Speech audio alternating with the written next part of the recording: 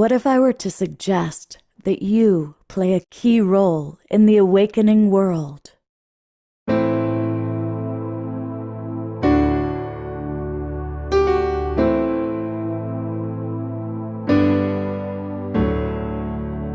that you are watching this because you have heard the call.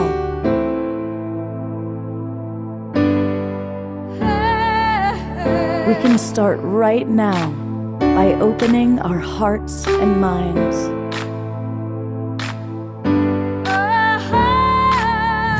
Welcome to the awakening world.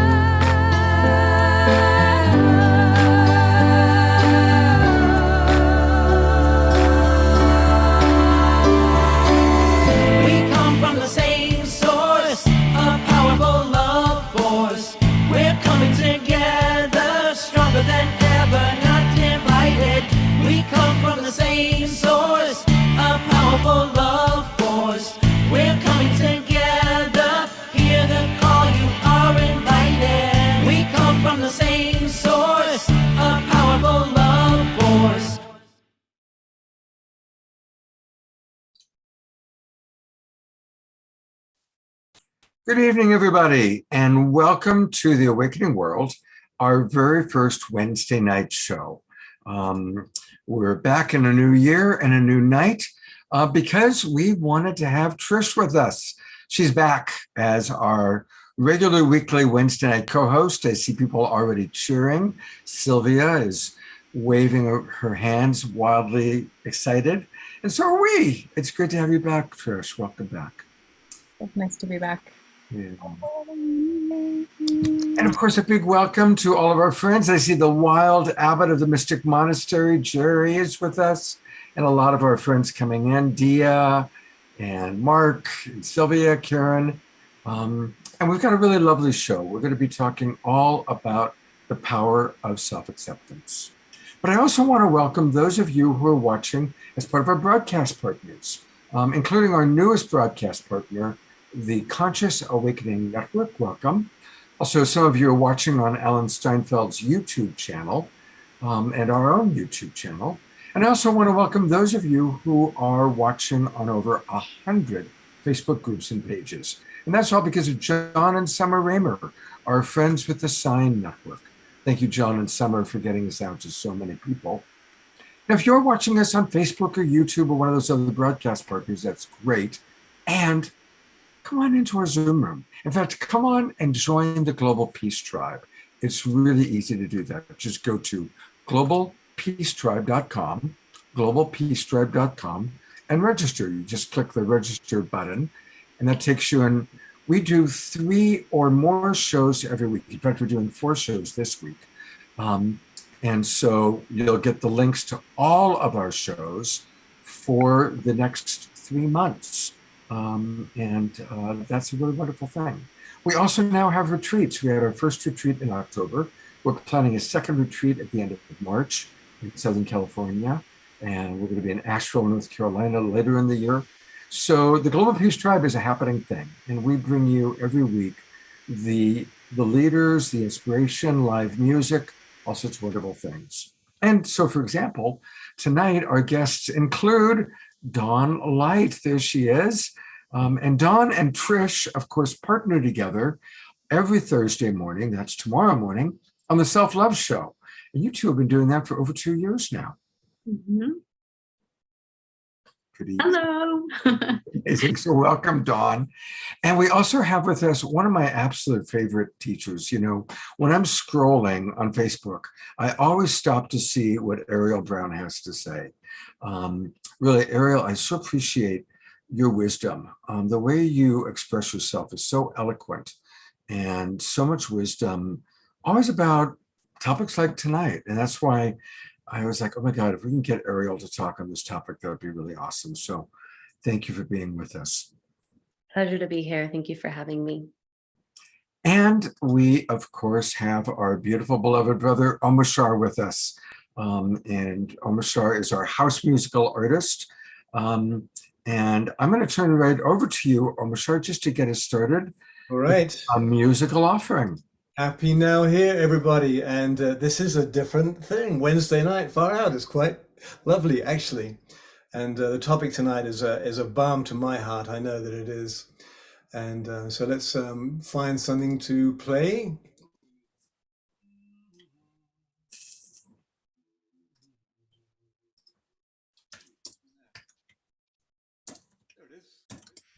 Ooh, cool. I know, right? Okay.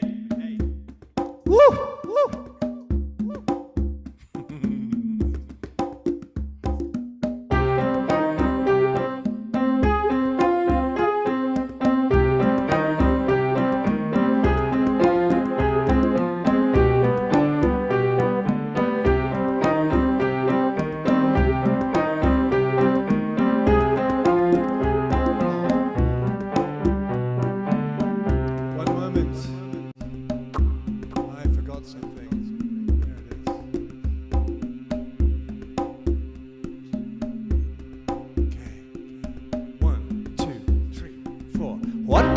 Do without you in my life? It would seem so unreal. I'm glad it's not true. What could I ever feel if you left me alone? I'm so happy you're here, that you came through. I am one love with you. You're part of my life. Don't think that I'm crazy, 'cause I feel so alive in this new situation. I am never alone. You gave me your heart, and now I call it my home.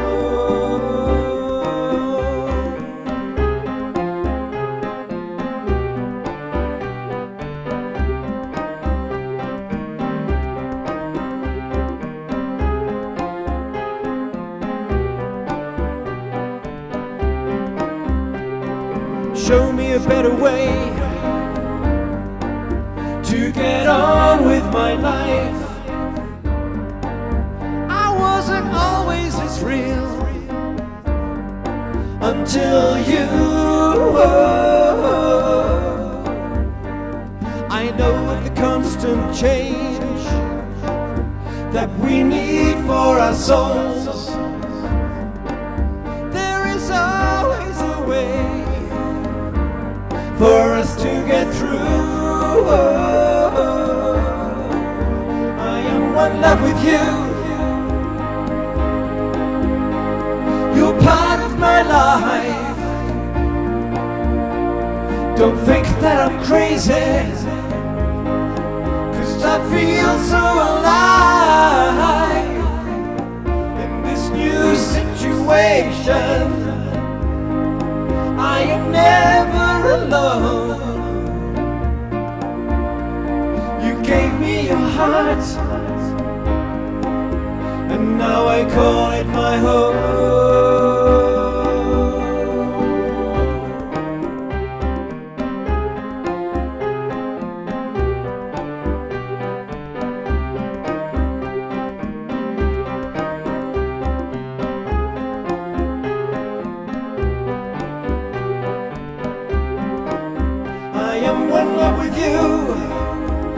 Part of my life.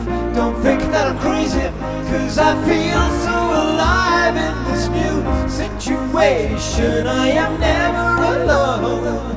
You gave me your heart, and now I call it my home.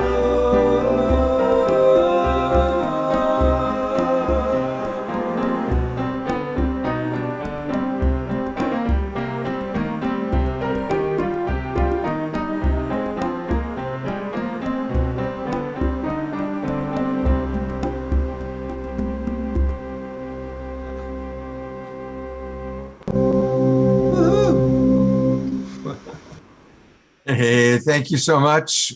That was Sure. definitely amusing. Yeah. Absolutely. I love that background, though. I mean, I that know, is, I found it today and I thought, that's what I want for this song. yeah. I mean, it is very bright, almost psychedelic. It reminds me a little It bit is. I straddle a line sometimes because I've got some really trippy backgrounds, but I don't know if our audience would appreciate it. You know how it is. It's, yeah. I'm joking about that, of course. You do whatever you want to do, Amashar. Like, I know. I'm just jesting. I tend to, as a Brit, I've taken all the sarcasm out of my humor, but I still have about 60% humor with everything that I speak, because I realized that my humor that I was brought up with was cutting people off at the legs, literally, like Monty Python. And it took me a long time to realize that, hang on a minute, dude, this is your heart speaking to another beloved's heart, so stop it. well, may you be able to bring more of yourself here, all of you, including that cute British sarcasm. Thank you. Yeah. Welcome.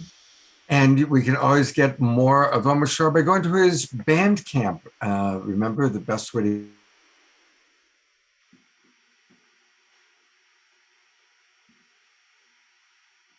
He'll be back. He will be back.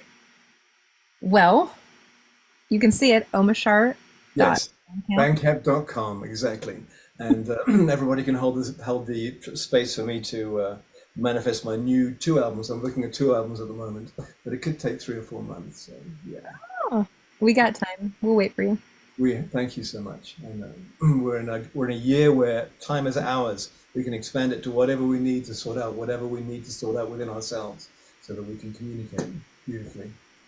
And yeah. Can you tell us about some of these? Some of the albums? Well, actually, the Purple album, the top left. Oh, hang on a minute. Never mind. He'll be back. It was he's rebooting, so maybe we could. Now we don't have that. Maybe we can bring on Dawn.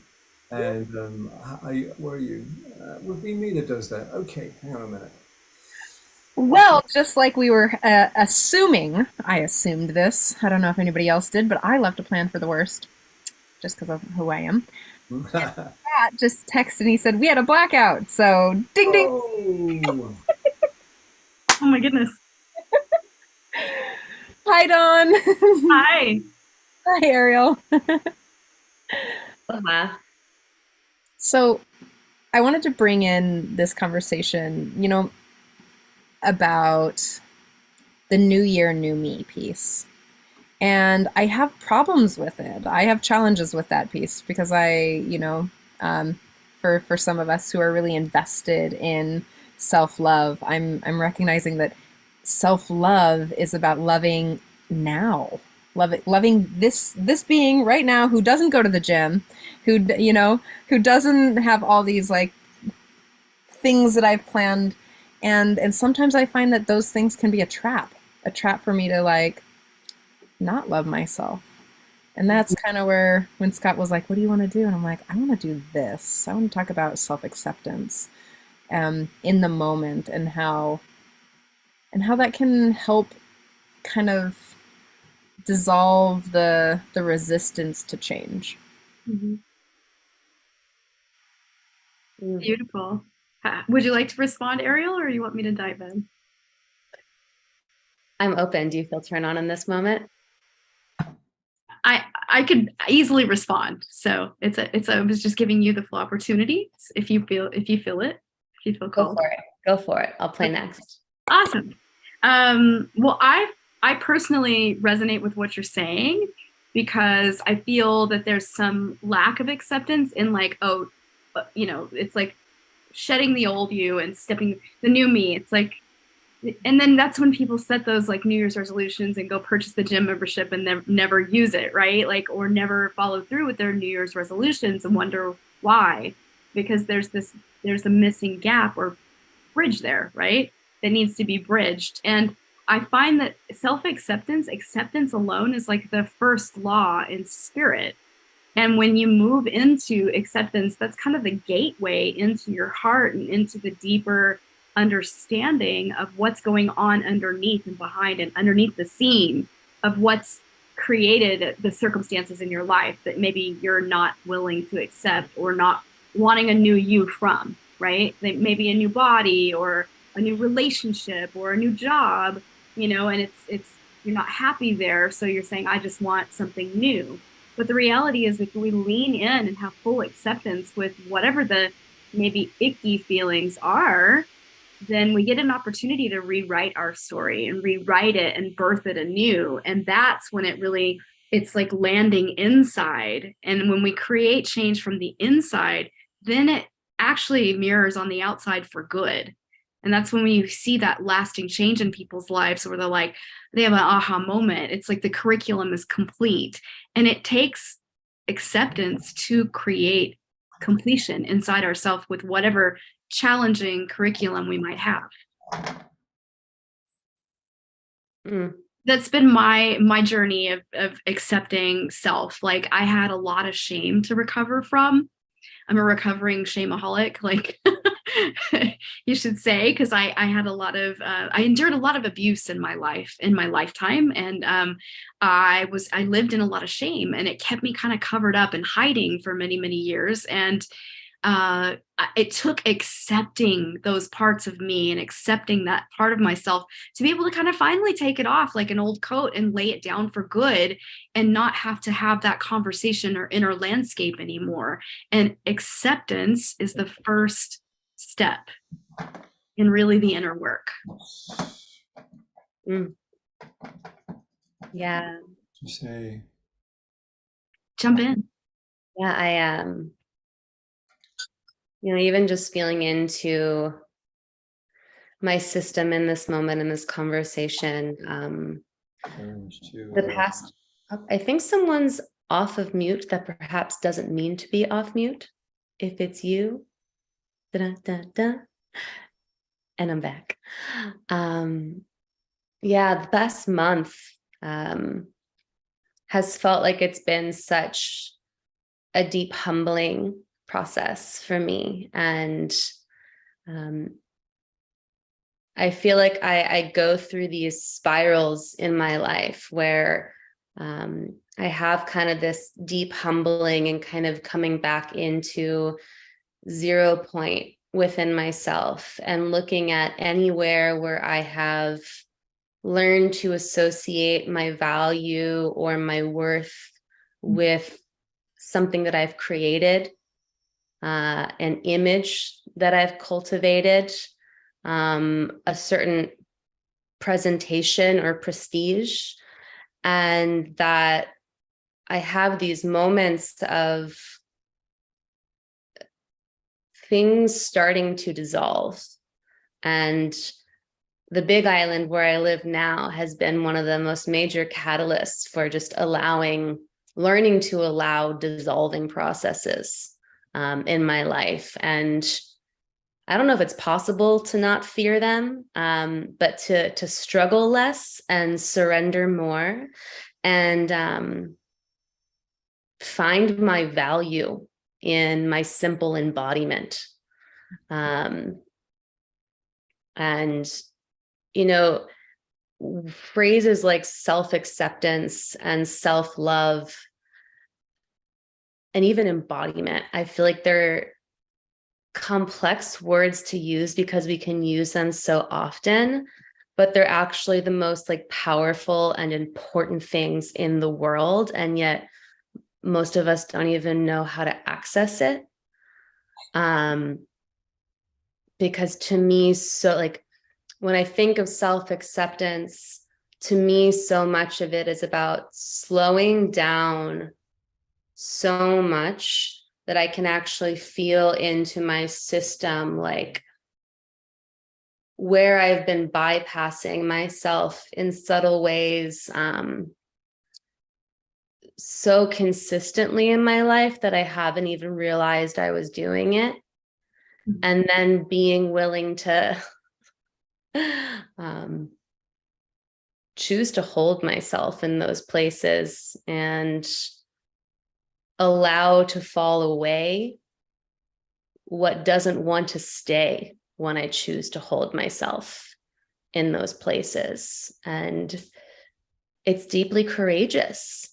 And not all of us have necessarily an ample amount of time or space or resource to give ourselves like the gift of that spaciousness to like really be with ourselves.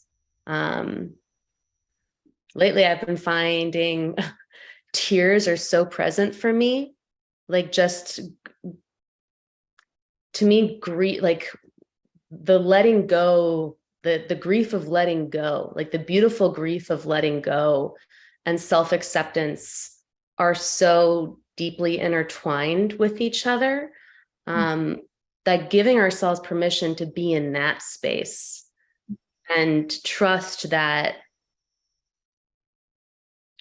there's something beautiful in it and through it and on the other side, but we can't be rushing to get there. Like, we have to let ourselves be in it. Yes. To slow down, right? You know, we can get so just like pushy about the changes that we think need to happen. And I, one of the things that, you know, I used to make New Year's resolutions, and I used to be like really in that place of like, this is now the time where I'm going to change. And what I would miss and what I would totally leave behind is who I am now, who I was before. And I would just leave, I try to leave that person behind without integrating it into the future. You know, I can't leave, you know, everything, people in my life and my habits and the way my mental and physical habits, all of these things, and just like drop them. Some of them you can, but it's also kind of a piece about shaming yourself for not being where you want to be. And I don't know about you, sometimes I have had amazing, like wild shifts, like transformative shifts like that. But most of the time it's through practice and accepting where I'm at now. And then now, oh, that incremental shift of like, so I went to the gym once this week, or I went to, and then it gets in 2 more times, and then it gets into more times, or if it's in communication or relationship, then I can, you know, maybe I'm not doing that thing that I always do that creates the drama and the conflict. Or maybe it's, you know, and one of the things that self-love isn't something that's just gonna like come on. Again, these are all practices, right? The practice of self-love. I mean, Dawn and I have run this show for a long time, over 2 years, and there's a new practice every week. I mean, luckily we run this amazing show where we get to practice new practices every week and really start to, like, that's our commitment and our consistency to self-love and to loving other people. And we get to practice that. And some of the practices we take with us, and some of them I'm like, no, that's not me. You know, and yet it's all about finding things that feel right now. Even if I'm like a crunchy, you know, I've got habits that I don't like, you know, like, oh, that thing that I do, but it's a habit in my brain. It's a consistent bodied pattern, right?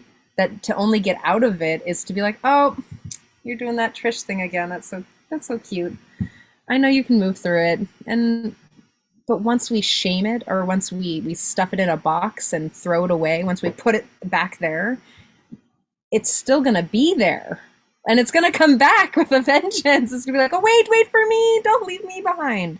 And the me that we're leaving behind is usually the little me, right? That's the thing that I'm like, oh, new year, new me, but what about the you that I love? I love the you that's right here today. Can I come with? You know? That's so sweet that you say that. It reminds me honestly of like the age stage healing, you know, which is really the work I do with people, is help them identify where and what in their life, you know, because a lot of the times, you know, our trauma is from other time periods, the things that have occurred in our life, and it's unresolved material. And it's kind of, that's the part that people want to leave behind, right? Like put in a box and just be like, oh, forget about it, it's over there, and I always thought, there was a long time in my life where I always felt like, oh, I did the forgiveness of that, it's done, it's complete. But then wondering why there's these reoccurring kind of sticky things going on in the current now reality, right? Showing up in current relationships, and like how many people can relate to that, I see it in my clients all the time. And I can even speak about a client I had recently. Like she basically was really frustrated with the way her life was. And she's like, but I love myself, and this is always the conversation, but I love myself. And that I had to kind of gently massage the conversation of like, but this is where you're not kind to yourself in this way, this language. Look at how, let's look here, and like help her identify and connect the dots to like the younger self and the younger times in her life where it was really hard. And she got to see like, oh my gosh, I really picked up, I adopted ways of being to survive in my behavior from that time period, but it's reflected in the now through this boyfriend she had and different relationships, and wondering why she never felt fulfilled. And it's also the inner landscape of what's going on inside in herself to keep creating it and perpetuating the same pattern. And so it's like a gentle look at all of it. And sometimes it's really tender and raw for people, and there's lots of tears. But it's amazing to see the shifts occur when someone really commits and they do the inner work and they start making self-honoring choices, and they start shifting the dialogue around how they hold it, whatever difficulty is going on, it starts to change. And then you start to change and you start to feel better. And it's a upward draft in consciousness occurring. And that's everything. And who doesn't want that? Like, we all want that evolution and expansion. Yep. There's a couple of things that are coming up. One, I just want to, something that's been alive for me that I've just been speaking about and writing more about is the addiction to expansion.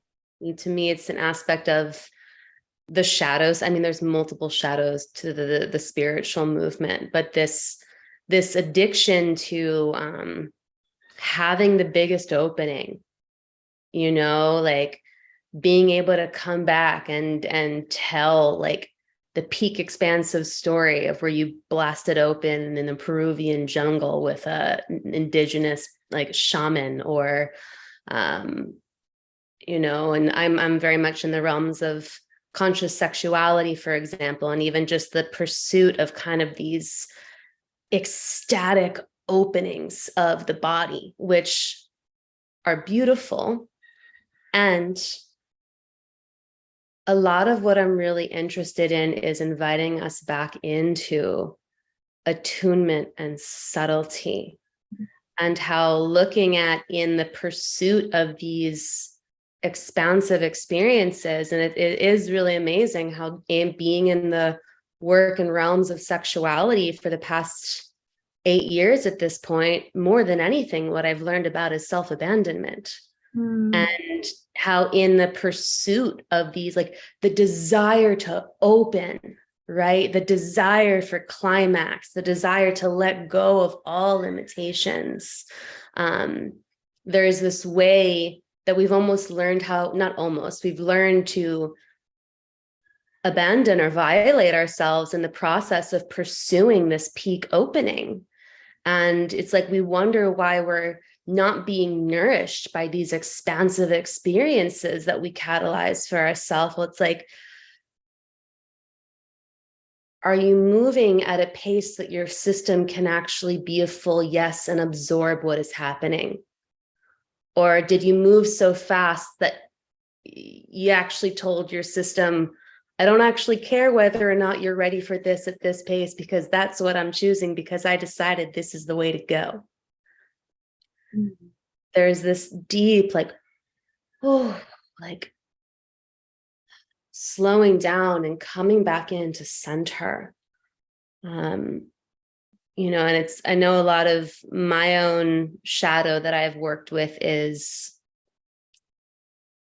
like the fear of being left behind, that if I don't figure out or figure myself out quickly enough, that I'm going to like miss the spiritual boat, or someone's going to do the thing that I wanted to do before I do it, and then I'll have missed out. Like there's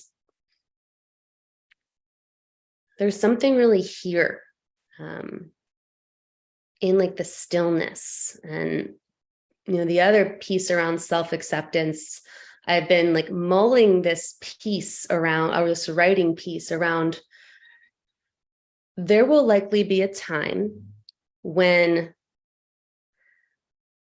money and hierarchical status will not matter. There will be a time when money and job titles and letters after your name won't be the thing that defines our value, because it won't actually have meaning in the context of the world that we live in, and what we're creating and how we sustain. And so often we forget that this was a system that was placed upon us and told us what value is and what we need to be in order to be worthy, in order to be enough. Money isn't of nature. It's something that was created by man. And I'd love to really invite this reflection of, if money didn't exist, if education and status and titles didn't exist, how would we derive our value? How would we feel into what gives, how do I feel into what makes me valuable as a human being when all of that is swept away? And then start feeling into what feels true. Perfect.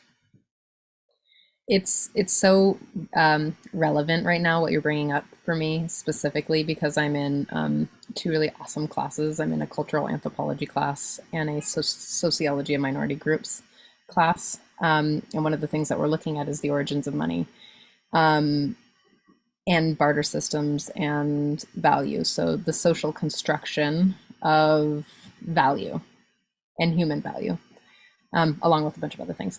But that is one of the pieces. Like, what would you do?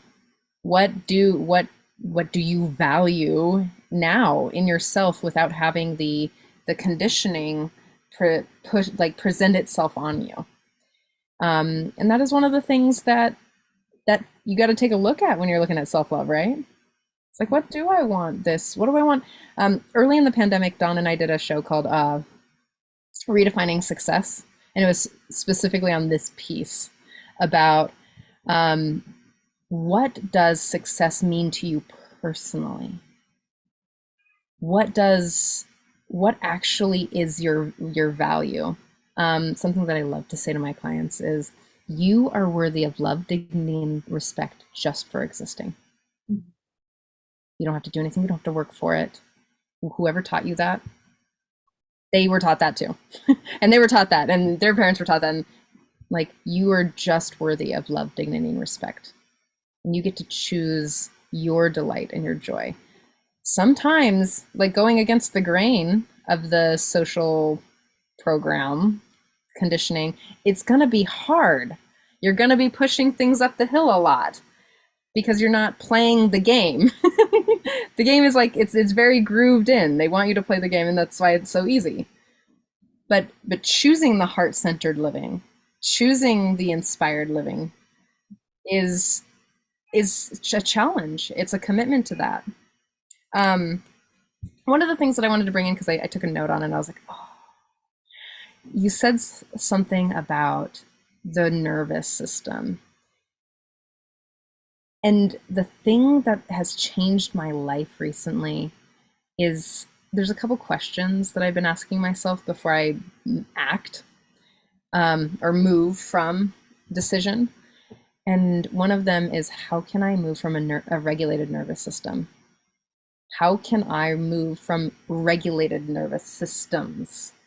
So in that sense, it's like, hey, am I doing that thing that I always do where I just like create a whole bunch of like excitement and stuff, or fall in love, or like do something that's out of my nervous system regulation, which is going to totally set my whole system off and potentially set everybody else off? Or if I'm going to like, like in polyamorous relationships, for example, it would be like, is my connection to someone just going to totally trip the whole polycule off? Like, and actually to really think about the nervous system as a tool that you can become friends with is a profound shift, right? It's literally changed the way that I'm moving in the world. It's like, what does my body want to do right now? My body wants to stay at home and to call my best friend for her birthday. Or, I want to because I can, when I call her, I can sing song to her instead of being like, oh, hey, happy birthday, instead of that. It's like the way that you show up, or the way that one shows up with a regulated nervous system, is just so much more heart opening. Talk about self-love, talk about self-acceptance in the moment of accepting that maybe I'm aging here. I'll say it to her, I'm aging. My body is slower, Can I accept myself for not being 20 something anymore with like a thigh gap and whatever it was that society told me it was my value? But instead of just being like, oh, I have that quirky little thing that I do, and I can kind of fall in love with that. And, I can fall in love with it because my nervous system is here, and I'm actually investing in my nervous system. I'm investing in my body and my future and the people that truly nourish me. Right, Dawn? Yeah. I mean, it's making self-honoring choices is the root of cultivating self-acceptance, I feel. Like the moment you get into alignment with choosing things that are going to be honoring of self, then it opens the gateway to more and more and more self-acceptance, right? I can speak for myself. Right now, I just turned another age, year around the sun, and I'm having like crazy hormonal shifting going on, and I have like an intense rash on my body right now that I'm having. Like I'm like itchy. It's crazy what I'm going through, and I'm just literally like, I got in the shower and I just cried because it's so uncomfortable. And yet I know the solution is around the corner, and I know that what I need is coming, and I know that my body's having this reaction for whatever reason, and I also am like, okay, I'm going to make stronger self-honoring choices around like tweaking my diet even more. I made a whole pot of bone broth, right? And like, okay, I'm just going to be very gentle and do a gentle reset to see what can really alleviate this, right? And it's all through loving. Instead of hating it and wishing it was gone, I'm like, oh, you're my sacred teacher right now. What are you teaching me? I've been having this conversation. I'm just using this as an example of like, think about the health challenges people go through. I'm going to just speak on that, right? That is a place where people have a very hard time with different things. Like there's really challenging curriculum in life. No matter, every walk of life has some form of very challenging curriculum. And I'm naming mine outward right now. Like mine is very body-centered focus for some reason right now. And I can be okay with it. I'm like, you know what? I know that I'm going to find the solution here. I know this won't be forever. And I'm so grateful for the people I have in my life and the resources I have in my life to move forward with finding solutions. And I can love my body where it's at right here, right now.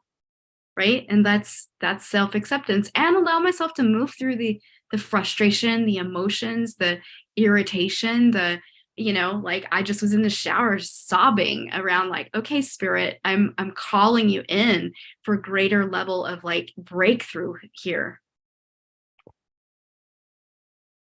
And that's all self-acceptance, that whole dialogue, right? Yeah, that's beautiful. And yeah, you know, the health piece is so wild. It's like I'm thinking of one of my girlfriends who was really impacted by a strain of COVID she got maybe like 8 or 9 months ago. And for whatever reason, it just really impacted her system. And it's kind of been a constant, like just keeping herself alive has been an ongoing practice. And that her practice is ensuring that she's deeply taking care of her body and not bypassing it so that she just can exist. And it's been such a humbling check, one, not to minimize my struggles in relation to anyone else's struggles, because we all have different struggles that are real, very real to us. But just this,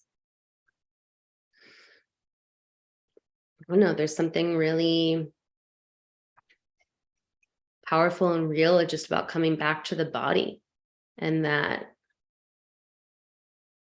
it's super cliche, but it's like, it's such a gift that we wake up in the morning and that we can breathe, and that like my lungs are clear and that I can walk.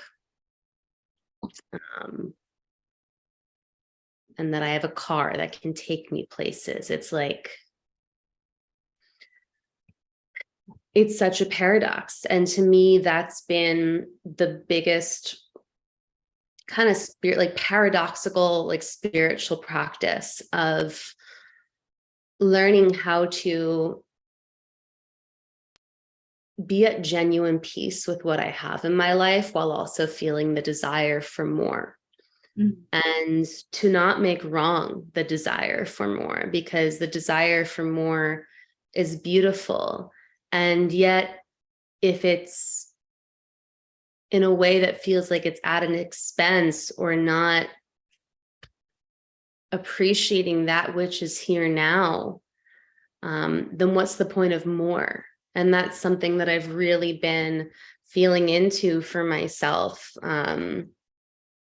Of, you know, as I expand and receive more in my life, one of the things that I've learned is that I can feel scarce when I have nothing in the bank account, and I can feel scarce when I have an immense amount in the bank account, and or whatever the equivalent is for you. And realizing, like, I'm aware that there is a consciousness that people can embody where it doesn't matter however much we have, it's never enough. Because the fear that it's going to disappear, or whatever it is, that it won't stay, gets in the way of just being able to appreciate it. And that feels really important to me in my life right now. I want to be a person who feels deeply whole and deeply enough, regardless of what I do or don't have, and to set that blueprint in myself.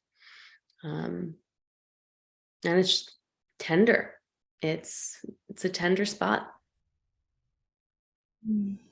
I see your tenderness. I acknowledge what you said. That's very, very powerful. And I really firmly stand in that same solidarity with you in that. I feel the same practice in my own life. Like just really deep, deep gratitude for everything in my life. Like hot showers, the food on my plate every day, right? Like the beautiful, healthy child I have, my marriage, like my long-term marriage, and all the beloveds in my life. Trish, the self-love show, all the things that I have going on, it's enough. And yes, there's room for always calling in the next level and more, but it's about being right here, right now, full in the capacity of like experiencing it with depth and gratitude. And thank you, God, for the gift of what's right now, the now. I don't need to bypass it or wish it away or want it to be different. I'm going to lean in and say thank you.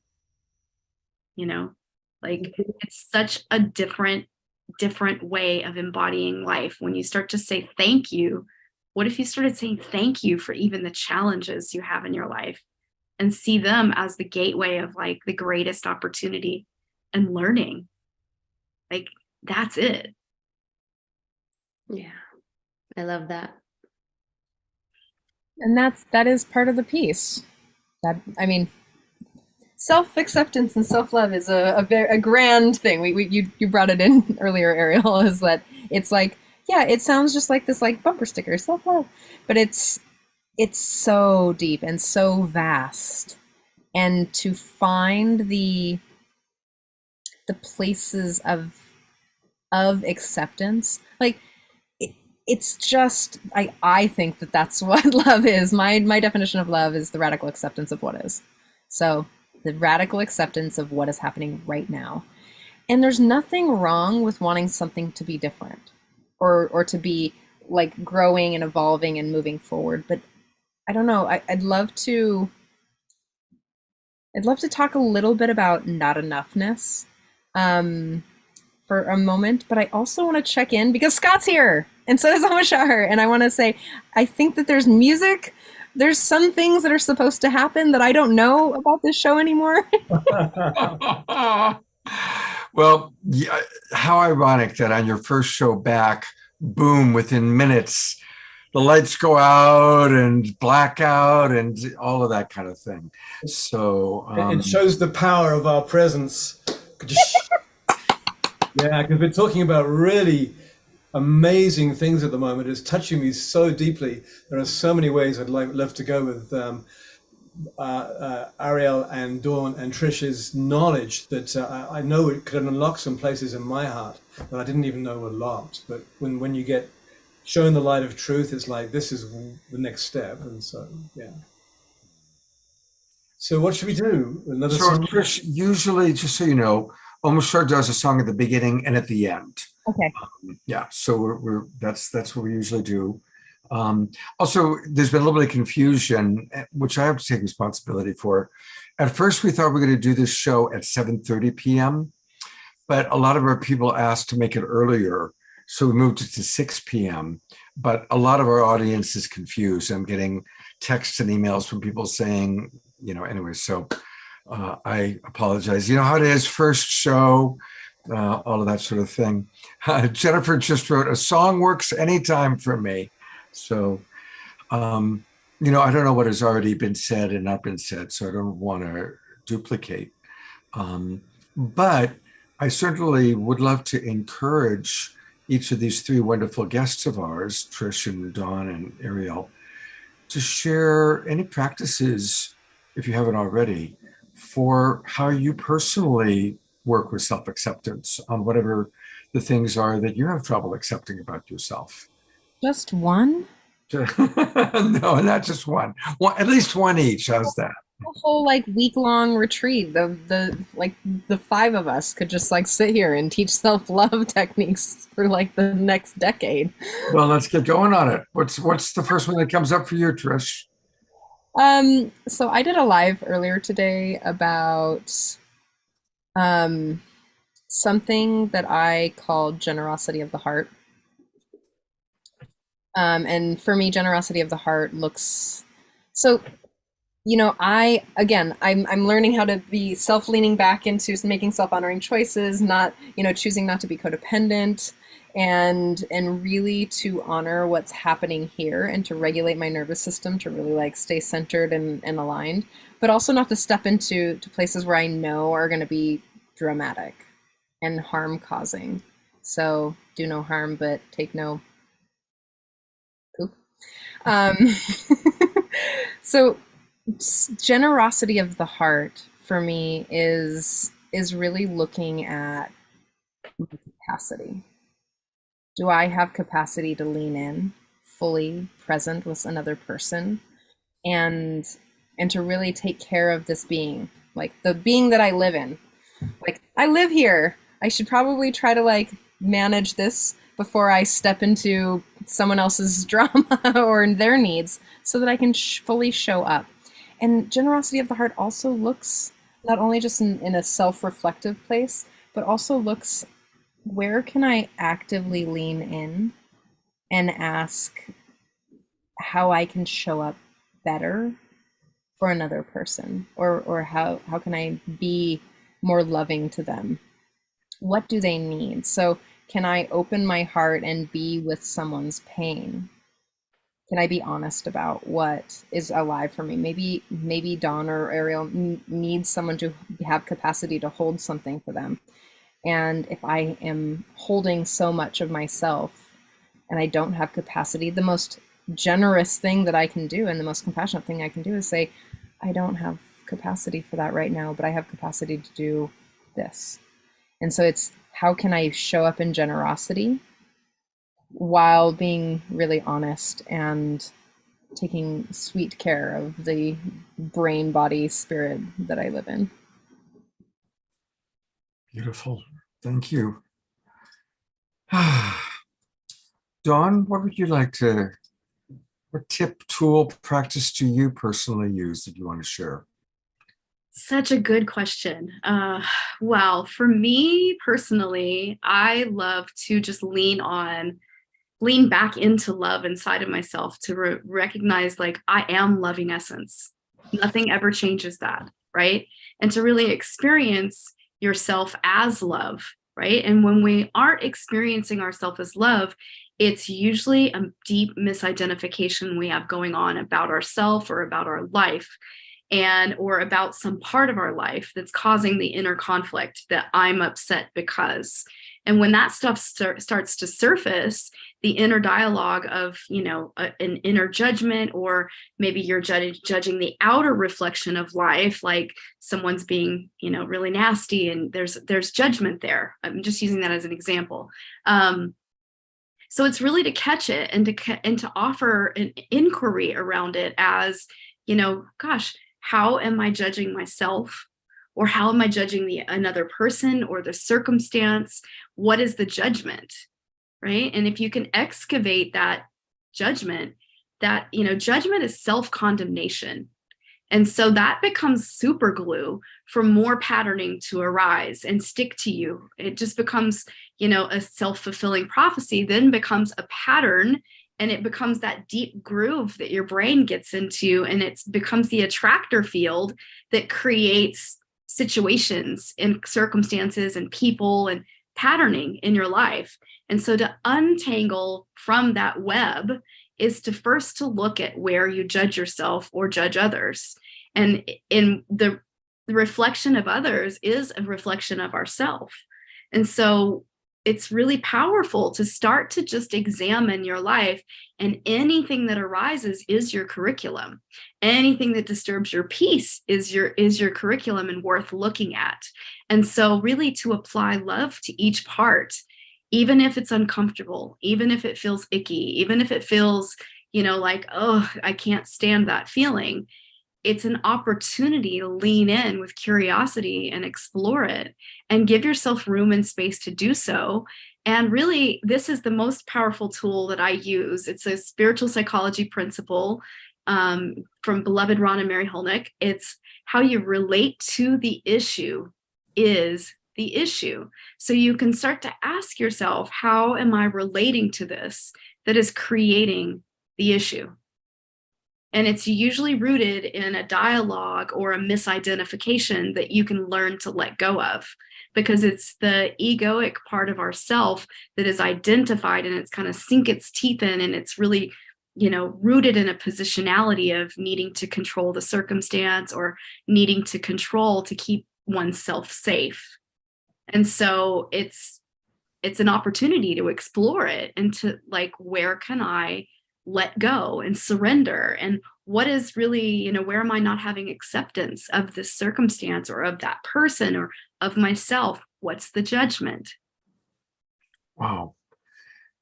Beautiful. Thank you. Thank you very much for that, Dawn. You're welcome. Ariel, you recently had this wonderful series of Facebook videos that you did, where you literally took people through a very real sequence of your agitations, and then kind of coming around to learning to appreciate it. I don't want to say too much more, but would you be willing to kind of do a recap of that, maybe as you apply it to agitations or even agitations with self? Yes. Yes. So I would say what I was describing is kind of a tantric approach to self-acceptance, and wanting to distinguish. A tantric approach does not mean a sexual approach. One of my favorite definitions of tantra that I've ever heard is from a man named Mark Gaffney, and he described tantra as the practice of non-rejection. And basically looking at how there are certain human experiences that we consider to be good and certain human experiences that we consider to be bad. And as a result, there's a certain way that we relate with those experiences based upon if society has told us this is a good experience or a good emotion, or this is a bad experience or a bad emotion. So the past month has been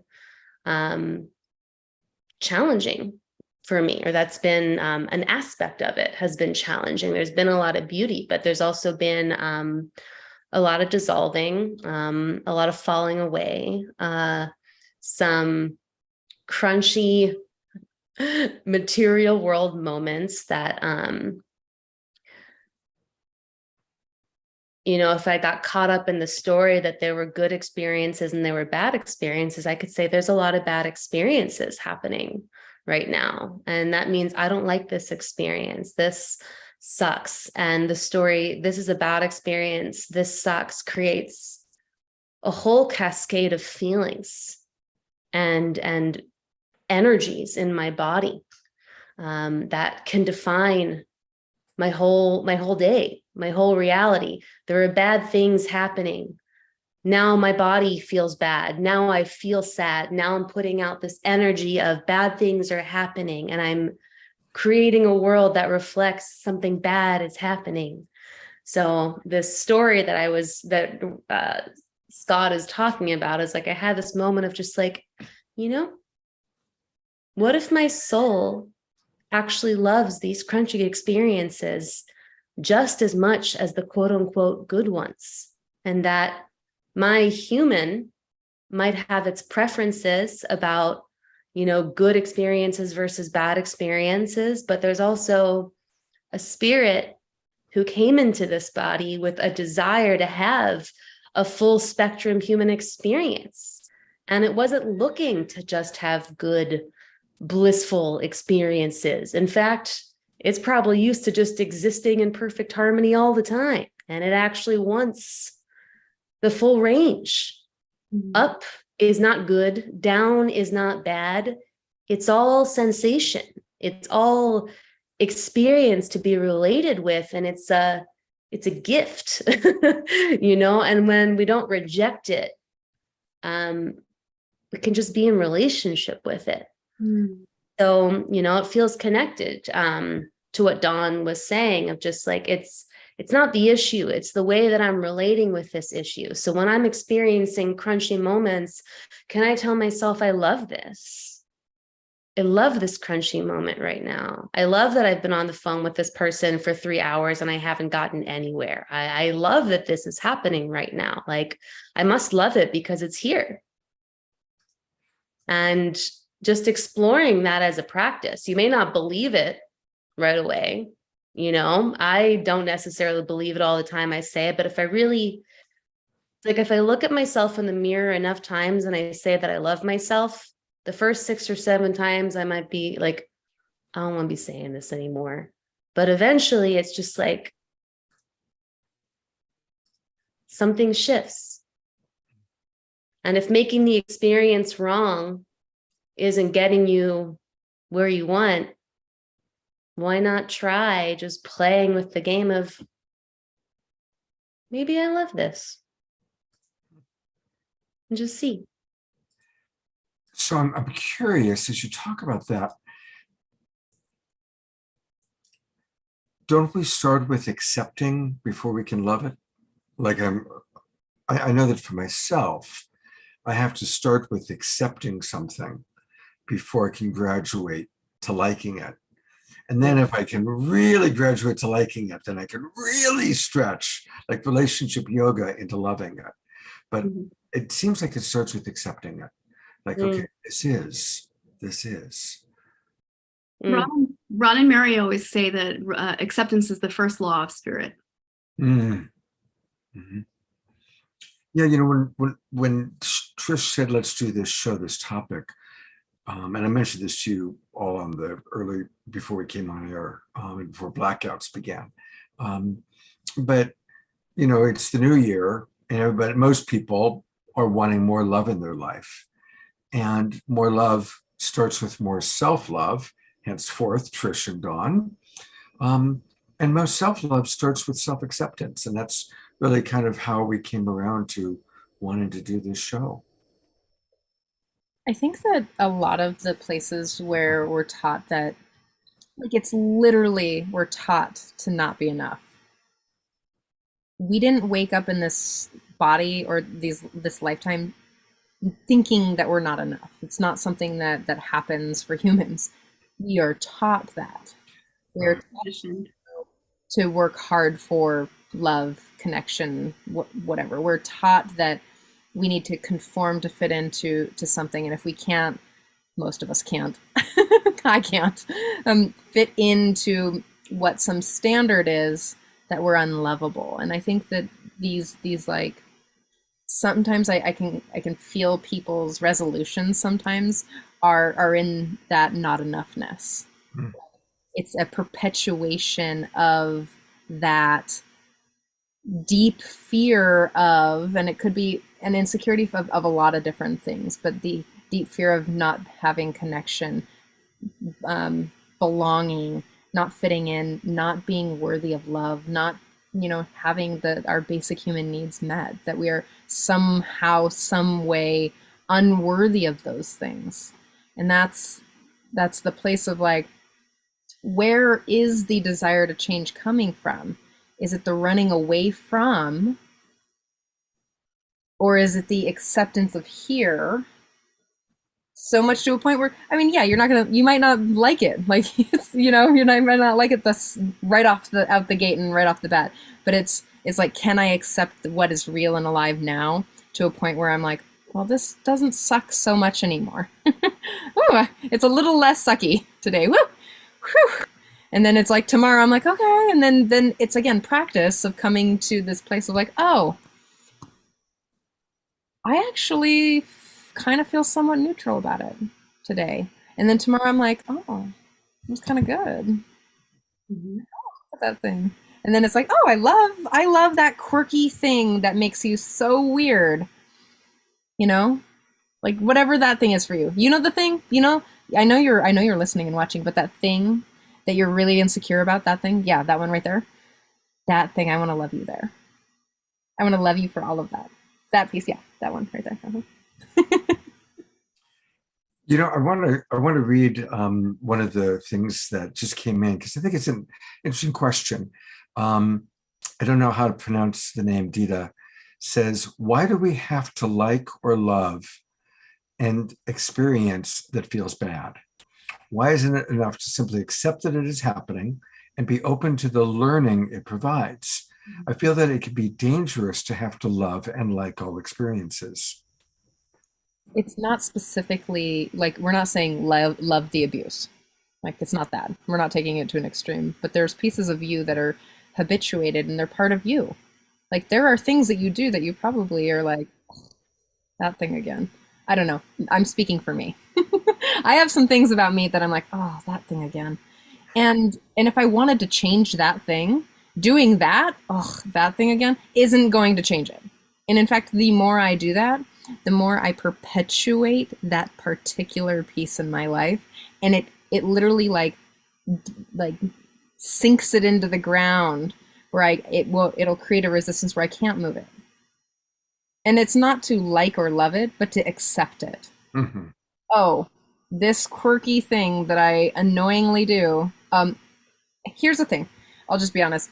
I leave things around the house. Like my ADHD, I'm always saying, don't put it down, put it away. Don't put it down, put it away. But I will still leave a trail of Trish all over my house. And sometimes when I wake up in the morning, I'm like, oh, I did so good until something happened, and then I'm like, oh, and then I clean up the thing. But me shaming myself isn't going to help it.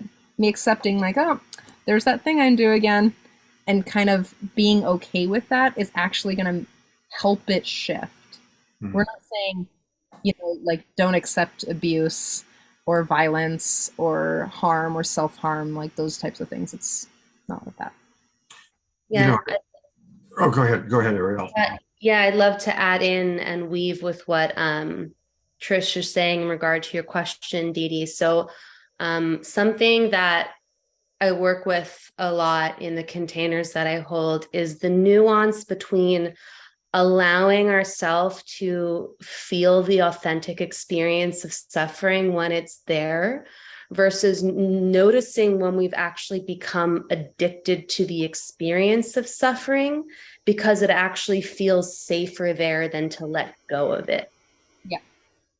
And it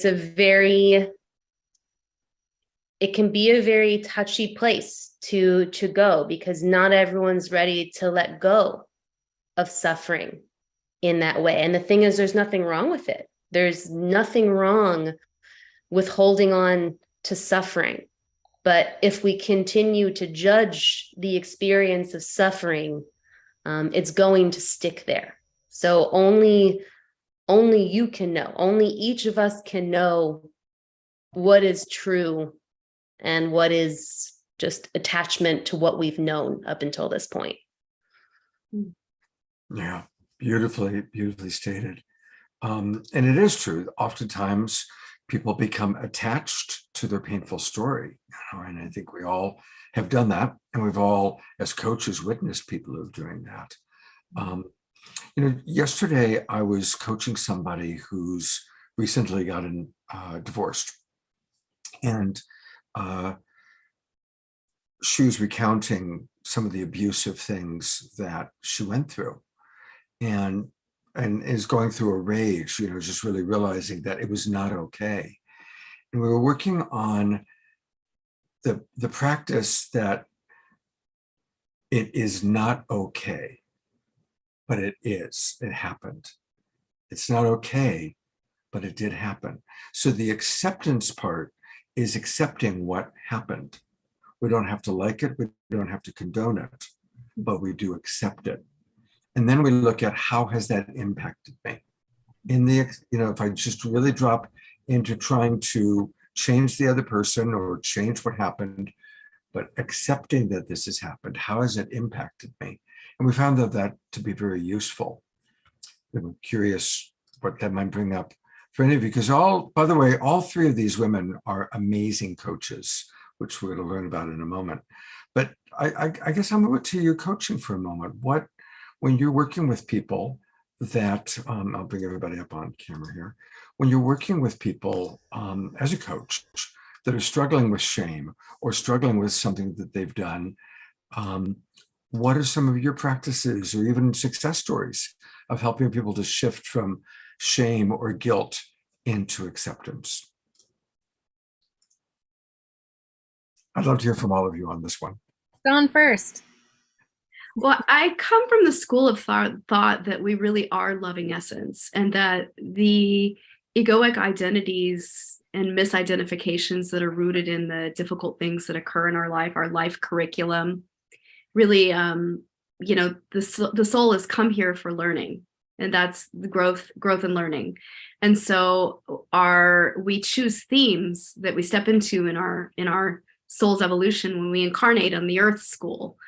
I love saying that, earth school. Here we are in earth school for our learning, and all of it is our learning. The ups, the downs, the sideways, the challenges, the family stuff, all the things. And so it's really an opportunity to really take a deeper dive into what is the theme of your life.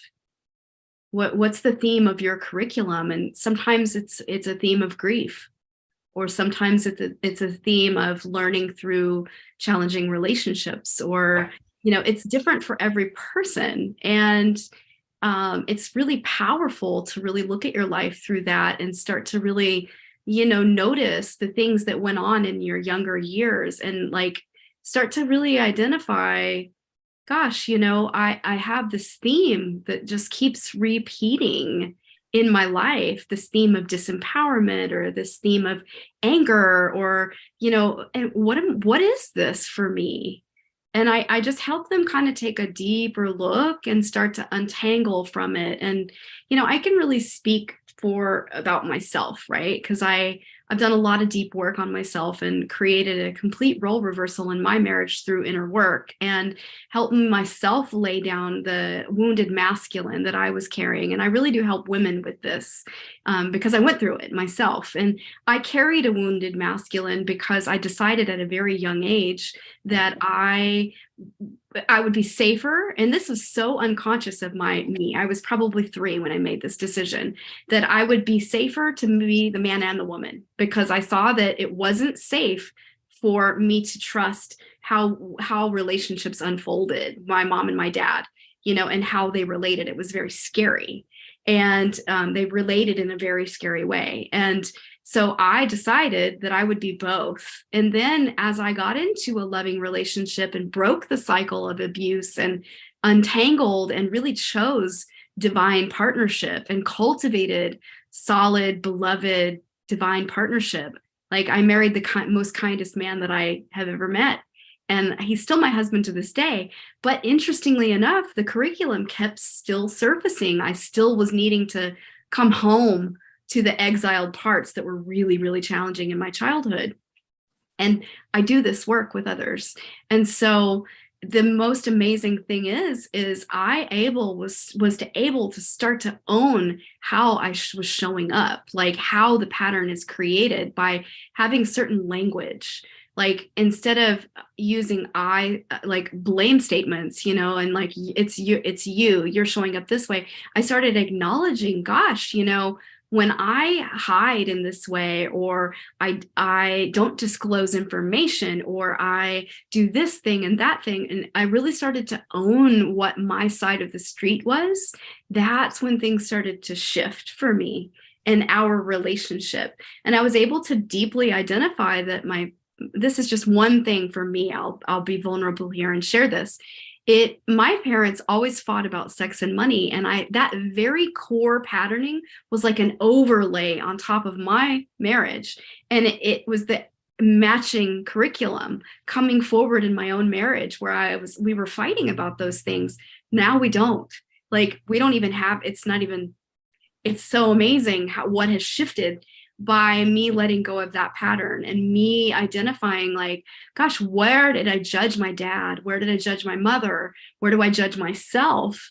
And what are the misidentifications I hold around relationships and relating and money and sex and like all this? And so once I started having that dialogue with myself and getting really honest and curious and using curiosity as the gateway and acceptance as like the next step, like, oh, wow, I really do have those beliefs. And then that's when the rewriting and rewiring can occur. You have to understand it before you can move into acceptance and then unconditional love and compassion for what the pattern has been. And then you can let it go, and apply. Really, you can't have forgiveness until you've had understanding or in your consciousness around what it is. And a lot of people will have a resistance to forgiveness. When you offer forgiveness before they've had a chance to really digest what it is and come to acceptance, they'll resist it and be like, no, I'm not ready for that. I need to keep talking about it. Thank you so much, Dawn. Gosh, there's so many things that I want to add. And I'm going to read Sylvia's message in a moment. Maybe one of you might want to respond to it. But I love what you just said about forgiveness. And in Love Coach Academy, what we teach is that before you get to forgiveness, both sides need to understand each other. The person who created the hurt needs to understand the consequence of their choice and how it impacted the other. And then the one who got hurt needs to understand why the person made that choice, not to condone it, but to understand it. And then once there's mutual understanding, then the forgiveness is much more real, much more palatable. While we've got Dawn here, I do want to take people to her website because Dawn is a brilliant coach. She's been on Global Peace Tribe shows many times. I try to watch the Self-Love Show whenever I can, and we'll talk about Self-Love Show in a moment. But this is Dawn's website. It's dawnlightamora.com. Also, mykajabi.com takes you there. And Dawn, tell us a little bit about the coaching that you do and kind of who you especially like to work with, like the demographic group that you most enjoy working with.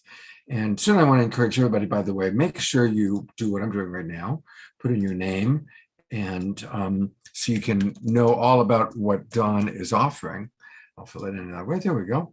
Tell us about the work that you do, Dawn. Thank you. So I really help the woman that is seeking greater expansion with love inside of herself and to come home to the parts of herself that have really she's struggled with. Maybe you've struggled with rejection or distrust in your relationships, or you've experienced a reoccurring pattern in relationship where you're like, gosh, this territory feels so familiar. I can recognize that it's the reoccurring same thing. And it's been a theme going on in all the relationships that one has had. I really work with women that have been married or in long-term relationships, but even I work with women that are single and wanting to cultivate deep relationship. And it with self, most importantly, and then it can come in the outward experience where you're manifesting your beloved. And it's really an opportunity to do a deep dive into your own personal spiritual curriculum.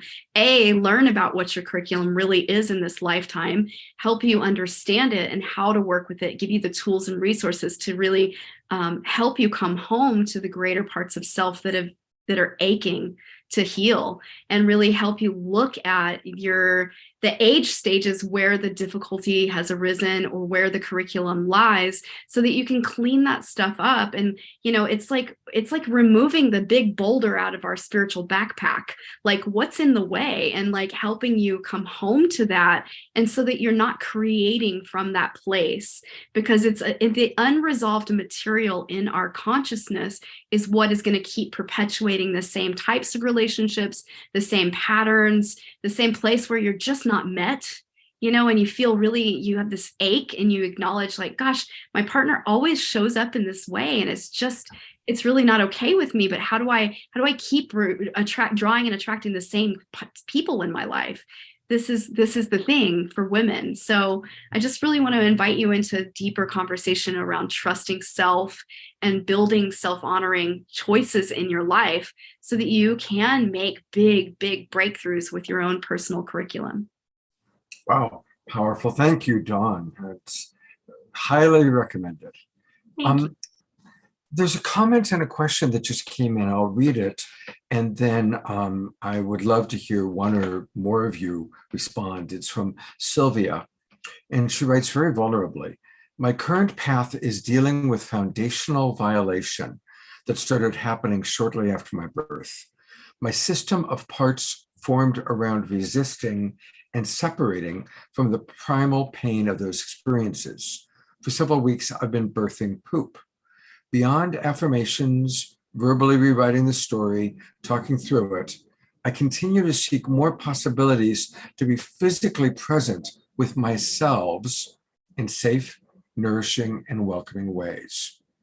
Do any of you have practices to recommend when love and touch have been fundamentally twisted experiences?" Mm. I'll share something that arises. Yeah, working with, especially, I'm not assuming this is what your experience is, but for example, childhood sexual abuse can be such a challenging location to work, because there's desire to open into this beautiful thing of pleasure when also there's so much often shame and confusion and distrust wrapped up around it. And one of the things, we were bringing this up earlier, that I find is so important, when it sounds like what there's a desire for is kind of like bringing the fragmented self back into wholeness, which in itself requires space. It requires not a rush. And also knowing that emotions are welcome to arise, as, even just, I'm not even talking about sexual touch. I'm just talking about touching on the body. And in this case,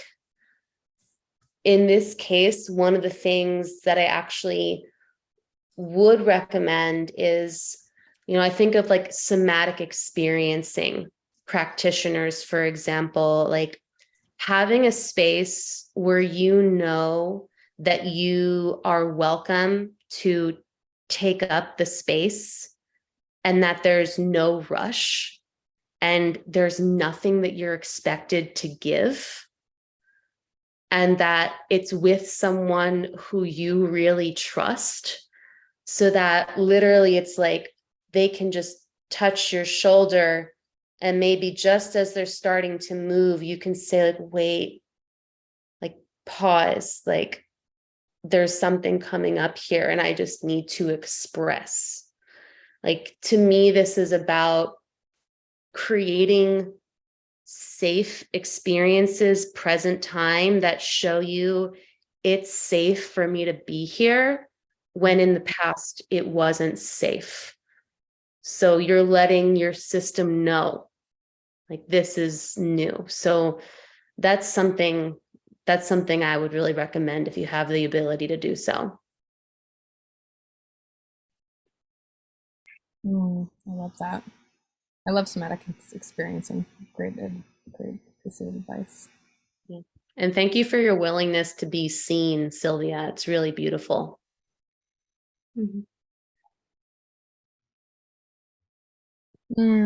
What a vulnerable share.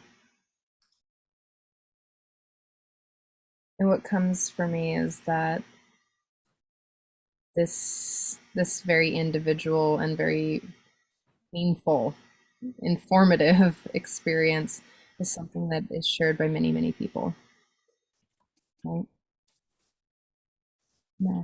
And I know. I guess you. I went through something similar, but not so early in my youth. And before I could find touch and connection, I had to allow myself to be angry and to pound and scream and fight and do the experience of, to give myself permission to protect myself, give myself permission to early childhood, like become the early young person and say no and stand up for myself. And lots of visualizations around older Trish protecting my young being and walking forward in time, knowing that you, the little person, had choice in that matter, like to rewire the brain, right? And that, for me, it took multiple times in that of people walking me through, and someone that I trusted before I could allow myself to even be physically like touched and to actually feel it. And then similar to what Ariel said is a somatic experiencing. I went a Gestalt route. So a person that I really love and adore, her name's Zuza Engler. I study with her a lot. She does a lot of embodied Gestalt practices, so nonverbal things, because some traumas that I had were pre-verbal and I can't talk them out. I had to crawl around on the floor and amoeba it and express it, and to be seen in that without being touched before I could actually let someone hold me, like deeply hold me, to put their hands on my body in a way that I could receive their safe, loving touch, so that I could feel safe. And to eventually get like a professional cuddler to hold me. And I know that not everyone has the financial availability to actually access some of these places of either hypnosis or guided meditation, to the Gestalt work, the embodied Gestalt work, or even the cuddle places. And that's one of the things that I love to do, is to help people find resources that can work for them and their finances. I know that this is a hard place, and to remember that you now are an adult and you get to choose your own body's safety. Yeah, I know. And you have a bunch of people here who love you and who see you every day with your stuffies and your candles. Yeah, we got you. We love you. We see you.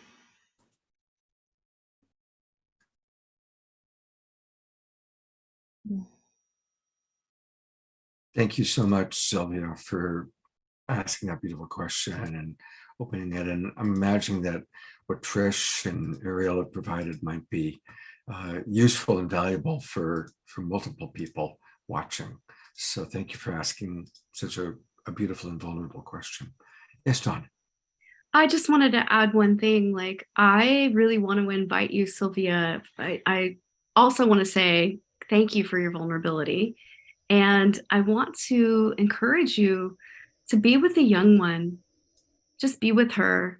When you go inside, when you're laying in bed, this is the best time to do it. When you're laying in bed, to put your hand on your heart and to put your hand on your womb, and, you know, really attune to you, the love that is inside your being, and really feel the presence of love and bring that energy in, and open yourself to your higher self, and ask your higher self to come in and bring the vibration, strengthen the vibration of love in your container. And then ask your higher self or your inner counselor to guide you to the younger part of yourself. And then say, I'm here with you. I want to talk with you. I'm right here with you. I'm right here with you. And then literally just touch your body. And where is the pain that you feel? Go there and be with it. And then remind the younger self, you did nothing wrong. I'm right here with you. You did nothing wrong. Yeah, you're right here. I'm right here with you. You did nothing wrong. I love you.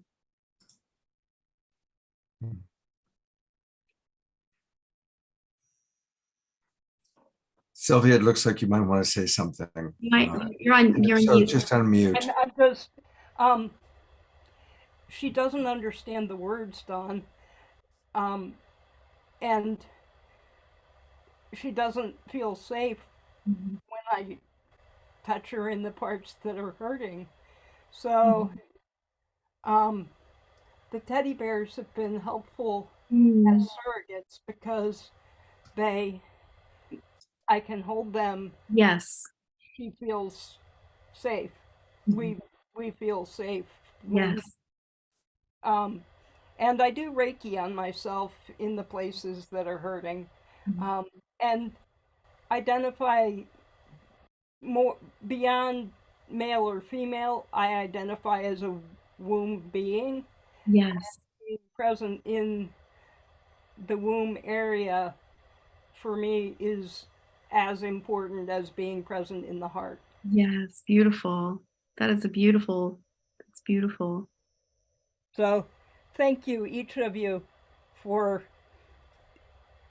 your offerings. Thank you so much for your presence and your loving towards yourself and the courageousness that it takes to stand up and say, this is what's going on for me. And I think that, again, I want to affirm what Ariel and Trish said. I think that somatic experiencing is such a powerful tool. If you could find, I don't know where you live, Sylvia, but if you could just Google somatic touch in your area, and that might be, because it works directly with the nervous system and the spinal fluid and helping your body attune. And it's nonverbal, which is amazing. So, and it sounds like that's a modality that might serve you well. Thank you. I live in Columbus, Ohio. Finances and getting out of the apartment and transportation are all challenges. So I'll see what I can find. And we just send you light. We just send you so much light and love. Thank you. Let's go to gallery view, and everyone, maximum grace for Sylvia. Maximum grace for Sylvia. Maximum grace for Sylvia.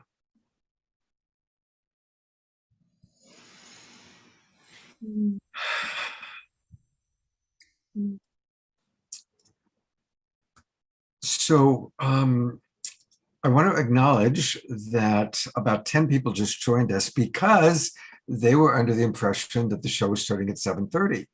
And so I'm going to bring my co-host Trish here. So here's what happened. We switched from Friday nights to Wednesday nights. So this one can be here because she's available on Wednesday nights. Originally, we thought we were going to do it at 7:30 p.m. And that's what I had put into the email that people get when they sign up. But then people were saying, Scott, can you make it earlier? So we last weekend agreed to make it 6 p.m., but I hadn't changed the responder. So here we are. So we actually have already done 90 minutes. Trish, can you stick around for a little bit longer? Yeah. So we can provide a little more on this topic for our 7:30 friends. But from now on, we will be doing the show at 6 o'clock Pacific time, 9 o'clock Eastern. And it's really, specifically to be able to facilitate or hold space for those people on the East Coast that want to show up. Because it is late there at 7. One of our wonderful guests, who of course many of you have seen, is Ariel Brown. And Ariel needs to go, unfortunately. So I do want to take a moment to acknowledge, first of all, thank you for being with us, Ariel. I so always appreciate your wisdom. And to remind people that did see her and want more of her, her website is her name, arielbrown.com. And she spells it ARIELLE, ARIELLE, 2 L's, brown.com. And Ariel does a mentorship program. And do tell us a little bit about your mentorship program, Ariel. Yeah, so much of my work, the common thread is alignment. It's about creating deeper alignment between the authentic truths and desires of what our soul actually wants and the way that our external world looks, the way that our work currently looks, the way that our relationship works, the way that our relationships look. More than anything, I feel like I help people create truly meaningful lives and relationships by creating work and relationships that reflect what their souls truly desire. And looking at where we kind of got off track from really living in alignment with our authentic self in every moment. I work with all genders, I work with all couples, and in all honesty, the demographic I feel most excited to lean back into working with more are single men who have achieved a certain level of success in their career and have really learned how to create external success, and have really learned how to seek and fulfill external validation in their lives. But what they're missing is this deeper fulfilling or meaning of like sense of connection to themselves, ability to create true and meaningful intimacy in their lives, and just a deeper feeling of meaning and meaningful fulfillment in their lives. So I'm working with men who want to create that deeper experience of intimacy with themselves and in their relationships, so they're not so externally focused. And yeah, it's really beautiful work. It is beautiful work. And so again, it's arielbrown.com, and register, always sign up for people's so that you can be in touch with what Ariel and Dawn and Trish are doing. And I love what she says: explore the alchemy of desire, trust, boundaries, and power. Well, those are 4 things that it's useful to have a coach like Ariel to work on. And I've been following Ariel for quite a while. She's also part of Relationflix, which we all are involved with as well. So Ariel, thank you so much for being with us on our Wednesday night debut show, The Return of Trish, and sharing your wisdom about such an incredibly important topic. Thank you.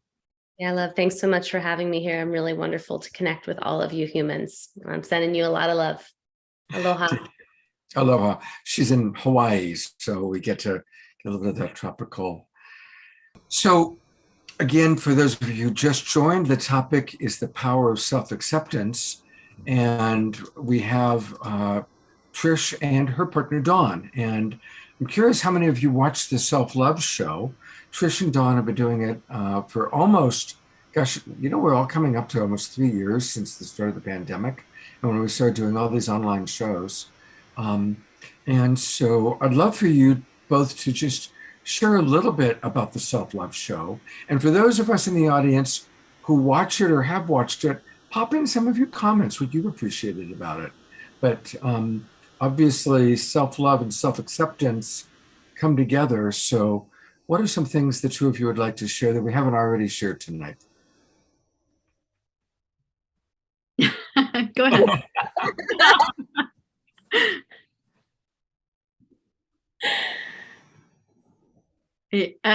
Okay, you want me to dive in? All right. So, the Self-Love show is an amazing experience. We've enjoyed every moment of it. We love each other so much, and it's an opportunity for us to be together weekly and have amazing guests.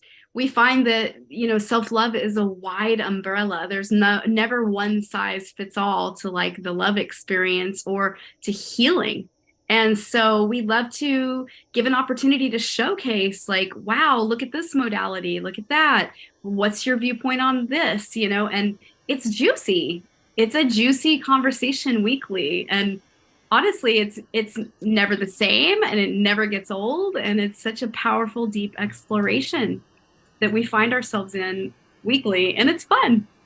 It's so fun, even when we're crying.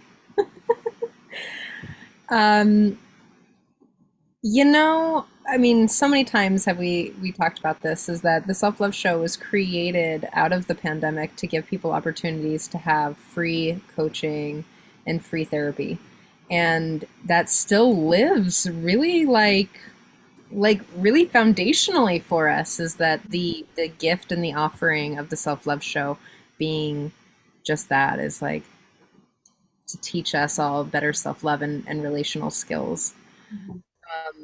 I just want to say that it is on, so our assistants have helped put it on all the podcast platforms. It's on YouTube, and it's also recently on KPFZ 88.1 in Lakeport, and someone is listening to it in our audience, which makes me like delighted. I was like, who even listens to this show?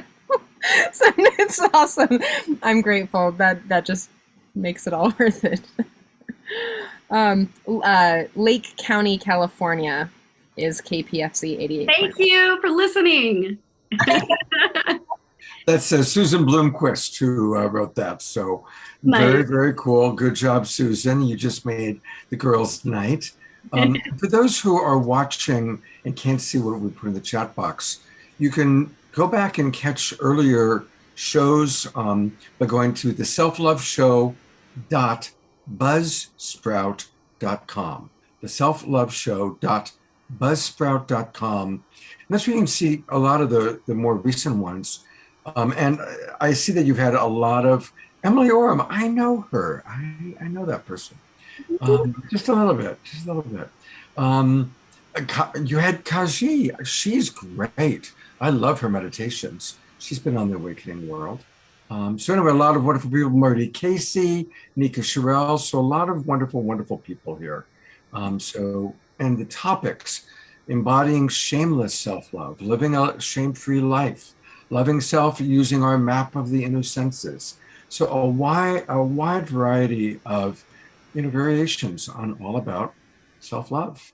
And yeah, go ahead, Trish. You can find it like the podcast seems to be working for a lot of people because they can listen to it on the road or wherever, doing dishes or whatever they're doing. You can also, if you want to watch the facial expressions and the business, you can find us on YouTube as well at the Self Love Show. Just type it in. And if you can find us on Facebook as well. And, we're popping around there.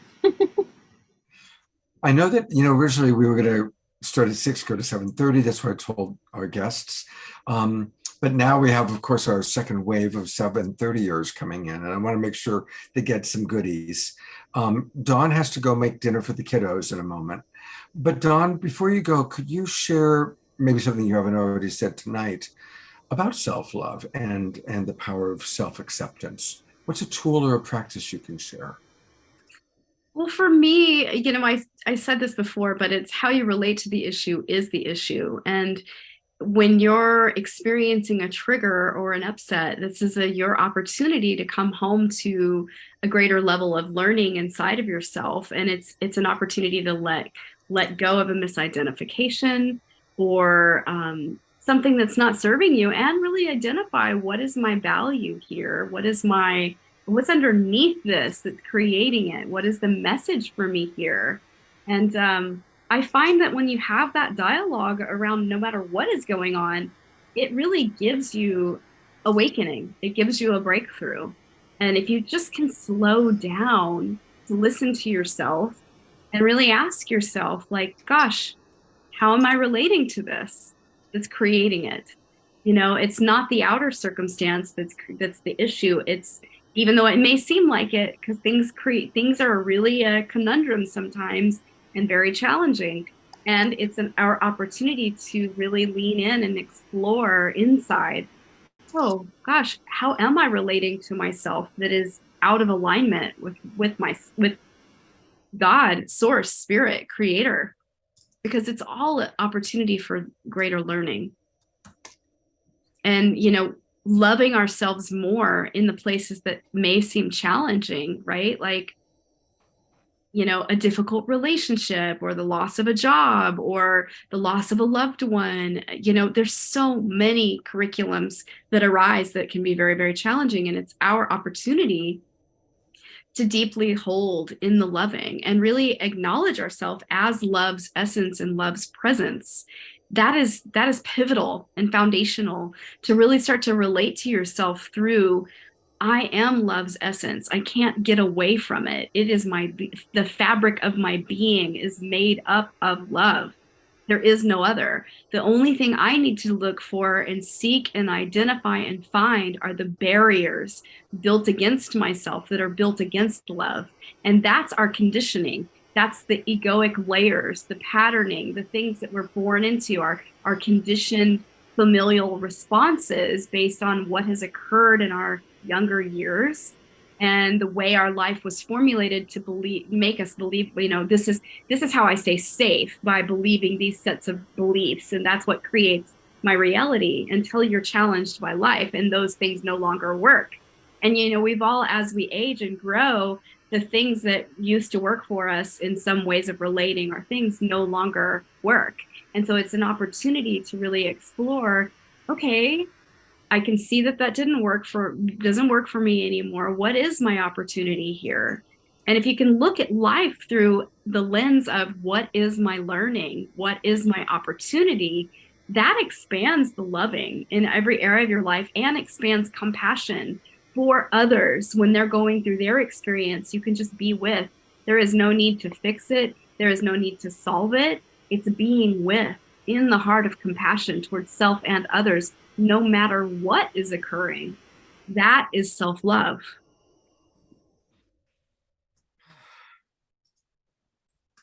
Beautiful. So again, people are asking where to find it. It's on every Thursday at 10 o'clock Pacific, 1 o'clock Eastern.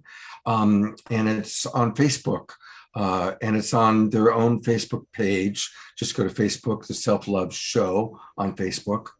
We also carry it on Love Coach Academy, and the Sign Network puts it out to a lot of different places. So that's where you can find the Self-Love Show. Or if you want to go to the previous shows that they've done, that's what I was showing before, the selfloveshow.buzzsprout.com. So those are the ways to get the past and future shows. And you've got a show tomorrow morning. Who's your guest tomorrow? We're going to find out, because I'm in the back end right now, fiddling with the snafu. No, let me look. Just one. You saw the email. Yes. So what you all don't know on the back end is that, who knows what could potentially happen in the ethers, but we have Naya, Sarah D'Antoni. She's part of the Grounded Feminine.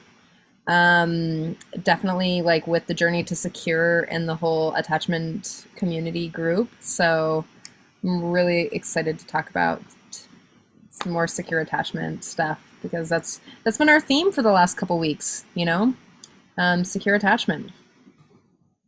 Let's rock it. Beautiful. Well, thank you again, Dawn, for being with us. And I apologize to everybody for the snafu. It's Mercury retrograde. We are in Mercury retrograde. And we're also in the start of a new year, a new night, a new Wednesday. So I do apologize for those of you who we did say 7:30 and then we changed to 6 and didn't properly convey that. So we will, Trish has agreed to stay on for a bit, and Omashar is going to stay on for a bit. So we're going to do a little bit more Awakening World. What's for dinner in the kiddos tonight, Dawn? Steak and asparagus. I'm on my way over. That sounds yummy. Yeah. Well, and also some like little these pasta things that he loves. I'm not eating that, but he will. So. All right. Well, give my best to your husband and the kids. One kiddo. One kiddo. That's right. I've met your one kiddo. Yes. The little kiddo and the big kiddo, right? Yes. Right. Thank you so much, Scott, and happy birthday to you, and happy New Year to everyone. And it's my wish for you to just keep expanding your self-love and keep leaning in and keep trusting yourself, keep listening to yourself, keep being devoted to yourself, keep making those higher and better choices around your life. Self-honoring choices lead to greater acceptance and greater self-love. And that's the practice. And it's a moment by moment practice. And I just send my love to you and all my loving, and may light surround your life and surround all the parts of your life that you're asking for help and support and greater assistance. May Spirit just bless you exponentially and bring forward the opportunity to cleanse and clear in your consciousness what has been the issue or the pattern, so that you can lay it down and take it off like a wet coat. And this is your year to step forward into the greatest capacity of loving in all parts of you and all parts of your life. Oh, beautiful. I see people are really taking that in. Jerry, our wild abbot from the Mystic Monastery, Sylvia, definitely really beautiful. So let's all give a Awakening World Global Peace Tribe twinkle to Dawn. Ah, Thank you, Dawn. See you tomorrow morning. I'll see you in the morning. Yes. Love you. Oh, wow. Well, Trish, Yeah. what's something that you haven't said already tonight about the power of self-acceptance or self-love? What was the question that you asked and we moved on?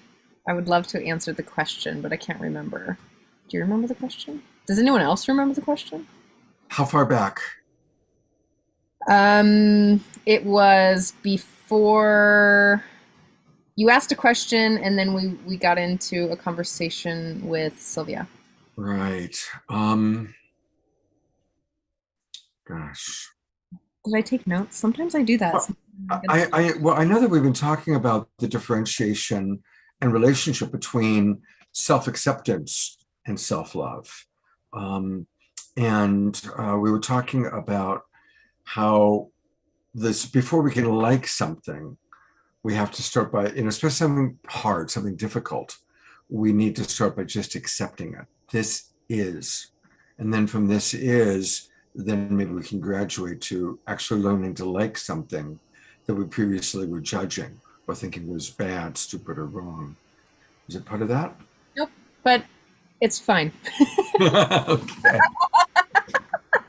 It's nice to be back with you, Scott. I'm happy. Thank you so much. Oh, and my heart is happy being back with you. I love co-hosting with you, Trish. And thank you all for moving around to be here on a Wednesday night and changing up your schedules so that we can be here together and be sassy and silly and delightful and loving. One of the things that, again, we like while you were gone, Scott, we had talked a lot about how some like aspects of the New Year's resolutions is that it can be founded in shame. Oh, that was it. Can be founded in shame and in like the social construct of how we're supposed to be. Like we're supposed to look a certain way, or we're supposed to act like good girls. I don't know about you, but that's what I was taught. And there's supposed to be's. You're supposed to be, and that a lot of the places where I've seen, and even in my past that I've done this, is where I've done New Year's resolutions, and it's been because I'm supposed to be like, oh, I gained some weight over the holidays because I just enjoyed myself, and now I feel guilty because I have some extra on my body. And I wanted to touch that because I think that what I really wanted to talk about here with you, Scott, was really just not having to make these radical shifts to be more loving and to be more like, I'm not saying not to seek out and go towards being a better person. Like, oh yeah, be a better person. If there's things that need to change for you to have the life that you want, do that. And there's also nothing inherently wrong with you. That's right. Right? That's absolutely right. Like, you are worthy of love, dignity, and respect just for existing. And I know that I said that to you again, and I'm going to continue to just say it to you each time we talk. Like, if you call me up and be like, can you remind me of that thing again? I'm like, yeah, you are worthy of love, dignity, and respect just for waking up in this body in this lifetime. You don't have to shift it. You don't have to change it. You don't have to resolve it. New Year's resolution. Like, you don't have to resolve something. Like, you're perfect. Do your work, and you're perfect. Trish is my primary teacher when we are teaching Love Coach Academy stuff, when we put on our Love Coach Academy caps. And when people ask, what's the difference between love coaching and traditional therapy? My response is that in traditional therapy, there's a lot of focus on what's wrong. Therapists spend years learning how to diagnose and evaluate what's wrong with someone. And I recognize, obviously, there's a purpose to that. But as Trish is saying, in love coaching, we believe that there's nothing wrong with anyone. There are very real challenges. There's the challenge of being high functioning autistic. There's the challenge of being, emotionally wounded. There's the challenges of having a neglectful mother or an abusive father. There's the challenges of whatever it is that we're coping with. But nobody's fundamentally broken. These are the challenges and the perfectly human experiences that we're working with in order to learn to love ourselves more fully. And because I've done so many shows now on near-death experiences, and some of you have heard me say this before, but when the primary researcher who researched 300 authentic cases of near-death experiences, what he came away from it was, the meaning of life, what people see, whether it's Jesus showing it to them or their dead Uncle Fred showing it to them, the meaning of life is I'm here to learn to love, starting with myself. That is the meaning of life. But then it's learning to love myself regardless of, or in spite of my challenge, that my father beat me, or that my wife left me, or that I'm an alcoholic, or I lost my legs in the car accident, or whatever it was. We all have these incredible challenges to deal with, but we're here to learn to love ourselves despite those challenges.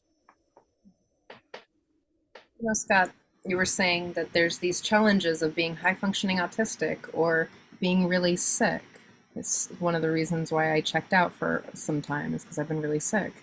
And we talked about this earlier in the show as well, or having ADHD or not, there's these challenges. And I want to talk about why they're challenges.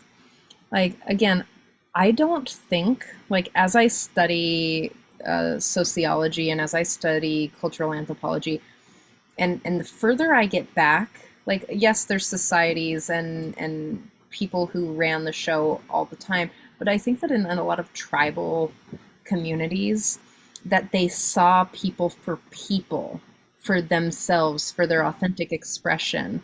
And that certain societies have taught us that, again, going back to this, why are there challenges except for just acceptance of what is? Because there's some distinction that someone created as bad and wrong. In one of Bridges' courses in Heal Thyself, a Transformative Initiation for People Racialized as White by Bridge Feltus. And I mean, if you want to take that class, you should do that, because I don't think they're going to run it again. Just saying, it's coming up soon. But she said one of the classes was, it hit me. I took it the second time, and this is where it hit me. I totally missed this section. I was already but in the second realm of it, I heard that when we were taught to separate ourselves from God, that there was a shameful God, a God that shamed us or guilted us, is where we became bad and wrong, and that we no longer could have, that created this place where we were not enough, where we were humans were naughty for having our authentic pleasures.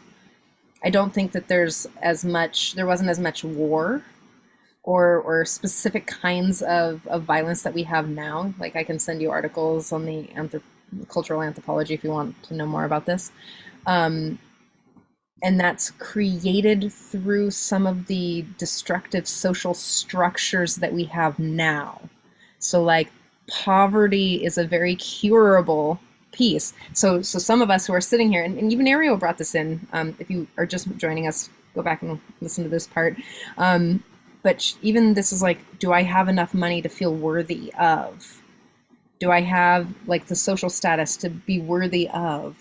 And it's those places that actually are just constructed belief systems in our culture, that when we look at people from a very accepting place, that we can see the human for their wants, needs, and desires, and their quirky youthfulness and their delight and those pieces. So if we're thinking about the challenges, coming back to the main point, is like coming back to the challenges of living a life, like how can we show up with ourselves first and then other people, and like, oh, it's got to be really hard to have high functioning ADHD or autism in a world that's constructed around people who are neurotypical or people who behave in this certain way because they're rewarded for behaving in that way.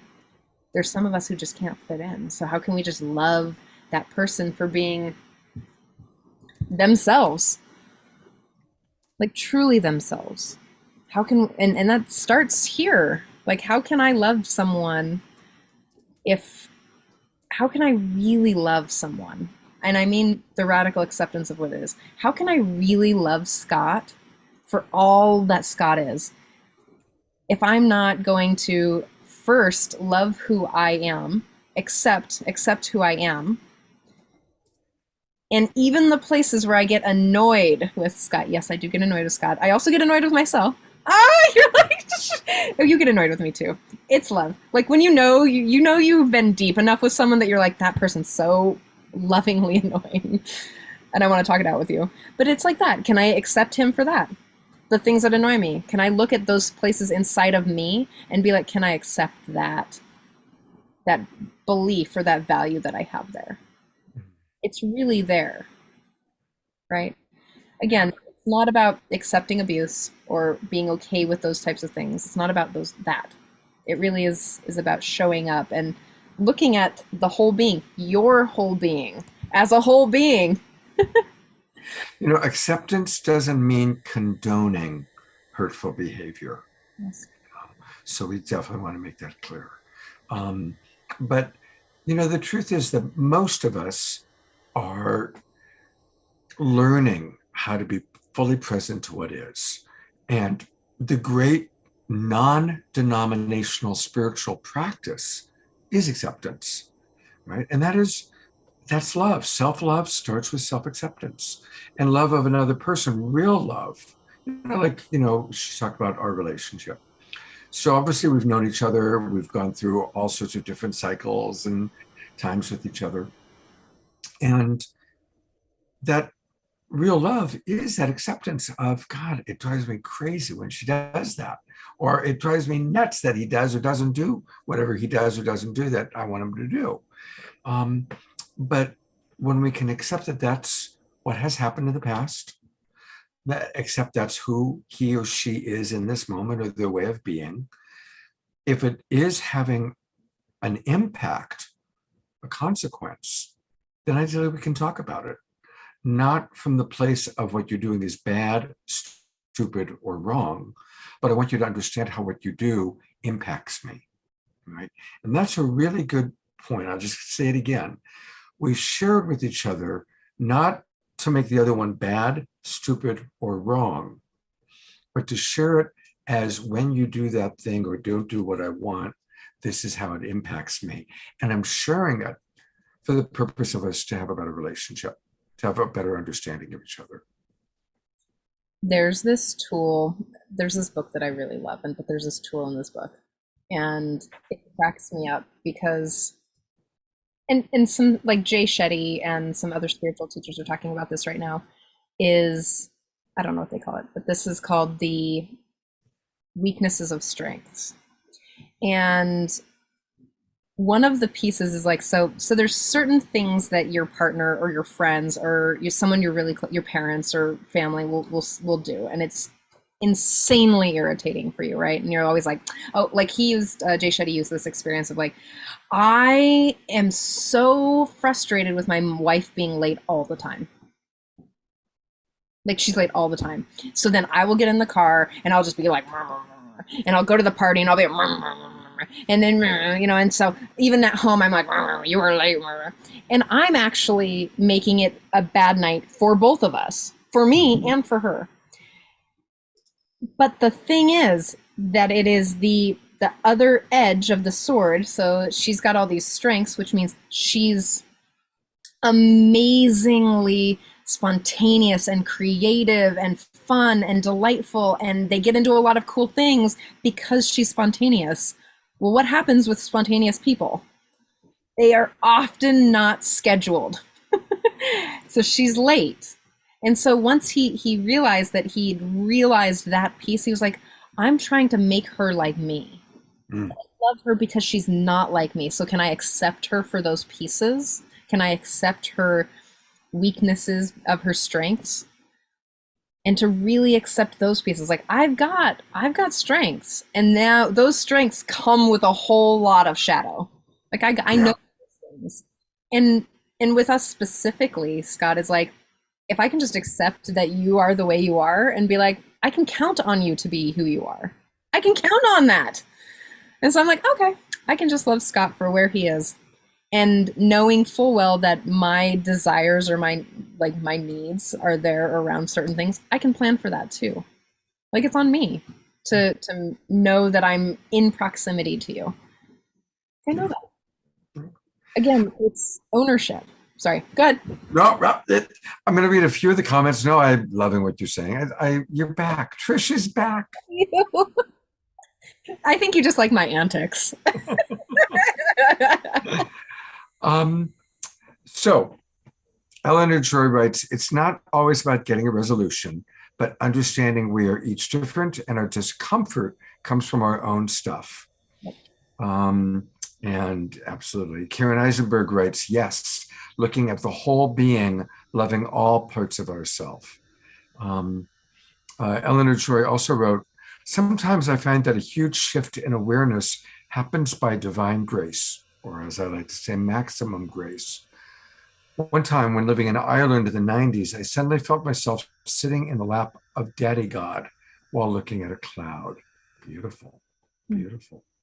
And Sylvia earlier had written something quite lovely that I wanted to read. She said, a friend from early deep trauma recovery decades ago, who died on the street last fall, wrote a song with lyrics that started, I'm good enough for Jesus, I'm enough for God. I share it here in honor of her life. Thank you, Sylvia. Thank you for that. And that is true. You know, it's a wonderful practice actually for self-love or self-acceptance is pick, if you have a particular religious archetype that you look up to, such as Jesus or Mother Mary or the Buddha, how would they see me? You know, and how would Jesus see me? How would Mother Mary see me? Or how would just a very loving, unconditionally loving mother see me in this moment? And then we can apply that to our practices. If Trish is bugging me and I'm in a judgment about Trish, can I shift into how would divinity see Trish? How does divine perfection see Trish? How does God, if you want to use that term, see Trish or myself? And we can raise to a higher level by doing a practice like that. One last example, another way of doing it is, wow, there's God fully experiencing itself as Trish, right? Or if you believe in the oneness way of seeing things, there I am experiencing myself fully as Trish. So these are ways that we can elevate our way of seeing ourselves or seeing each other. And also one way to take your judgments or your crunchy feelings and making it an honest communication space is to be like, Scott, I'm so judging you right now for doing these. I'm irritated and I have all these things. And to really make it powerful is that what I'm wanting is this. What's under the judgment? What's under the crunch? What's under the frustration? Because there's something that you want or need or value underneath your feeling of that. And being able to be like, hey, that's what I want. I can see you as God, and I'm still like, God. Oh, God is so lovingly irritating. You know, but that's the way, you know, it's not running away from the discomfort but to show up in it. And I love that you brought up discomfort, because what the most amazing thing that we can do for ourselves or for other people is to expand our capability to be in discomfort. Again, I'm not saying that abuse or violence or any of those things are okay, but I'm talking about like the sort of like the normal normal Right. relational place of people who love each other and who are wanting to be loving to each other. And it's like expanding your capacity to be with discomfort for yourself, even. Like, how can I accept the discomfort of this moment because I'm not showing up the way that I really want to be, or maybe or I'm in so much pain. How can I just really be here without trying to fix it, change it, or move it around? Self-acceptance. George just wrote, there you go. Impatience is often due to unmet needs in the impatient one, like myself at times. And Omashar, yes, Omashar is with us, and we're going to close with an Omashar song. Omashar writes, yes, I've more often than not run away from my own discomfort. As we begin to wind down, I'm wanting to just let everybody know that you can get much more Trish Wright by going to her website. And her website is trishwrightloves.com. Trish, Trish, Wright, her last name, Wright. Trish is always right. trishwrightloves.com. And Trish, what are you offering? What do you want for people to know? Why don't you go up a little bit and click on Work With Me and click on workshops. There's so many of those things that I can talk about, but this is the one thing that's really vibrant and alive. And so once it loads in a couple seconds, maybe I'll scroll down a smidge. I just want to say, because I love that the very first thing when it says Work With Me, she says all workshops are straight, queer, transgender, bi, freedom to love who you choose friendly events. Each event is founded on consent and boundary conversations. It is encouraged and also required. Thank you, Trish. Well, I see humans for humans. I love them. I love humans. Like a lot.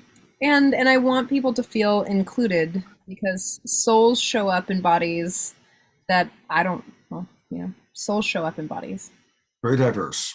Very diverse. And so what we were just looking at is I have a program launching on the 10th called Self Secure. And it is, we're kind of lovingly tackling jealousy, insecurity, and cultivating resilience, cultivating that place where, we're not leaning too far in for someone else's validation, but actually leaning back into our own self-sourcing, developing better communication skills, developing more loving tools about how to get our needs met and how to meet other people's needs.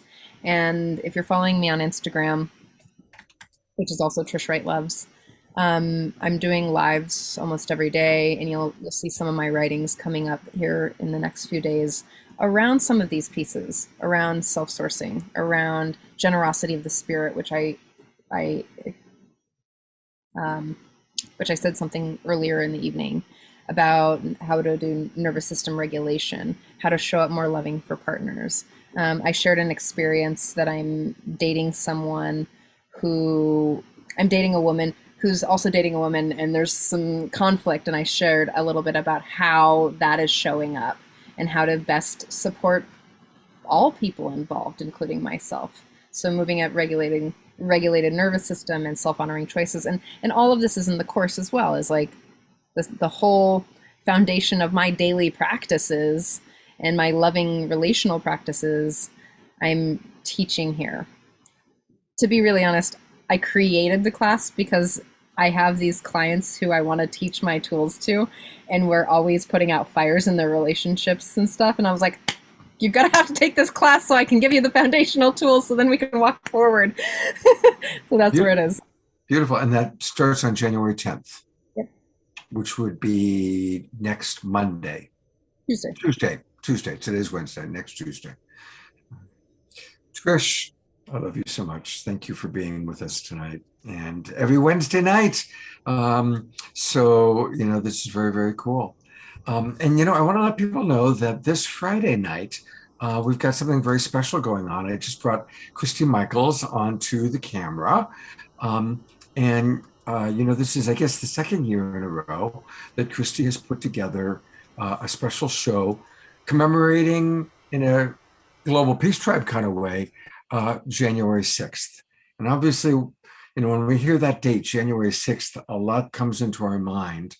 And Global Peace Tribe wants, what comes to mind is us coming together, not breaking apart, not splitting apart, not polarizing, but coming together. So, Christy, tell us about what's going to be happening this Friday night at 6 p.m. Just to be clear, everybody, this Friday night, 6 p.m. Pacific time, 9 o'clock Eastern.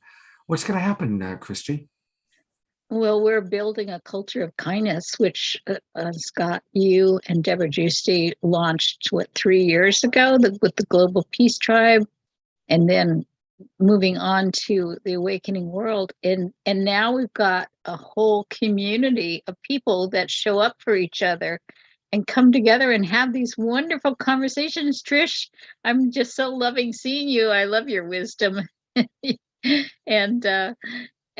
And so people get to hear very intimately this, like, what can I do for myself in my own inner work? But we also have an amazing opportunity as a community to impact the greater community and actually shift the collective mind, because we have been showing up for each other. We have become familiar with each other.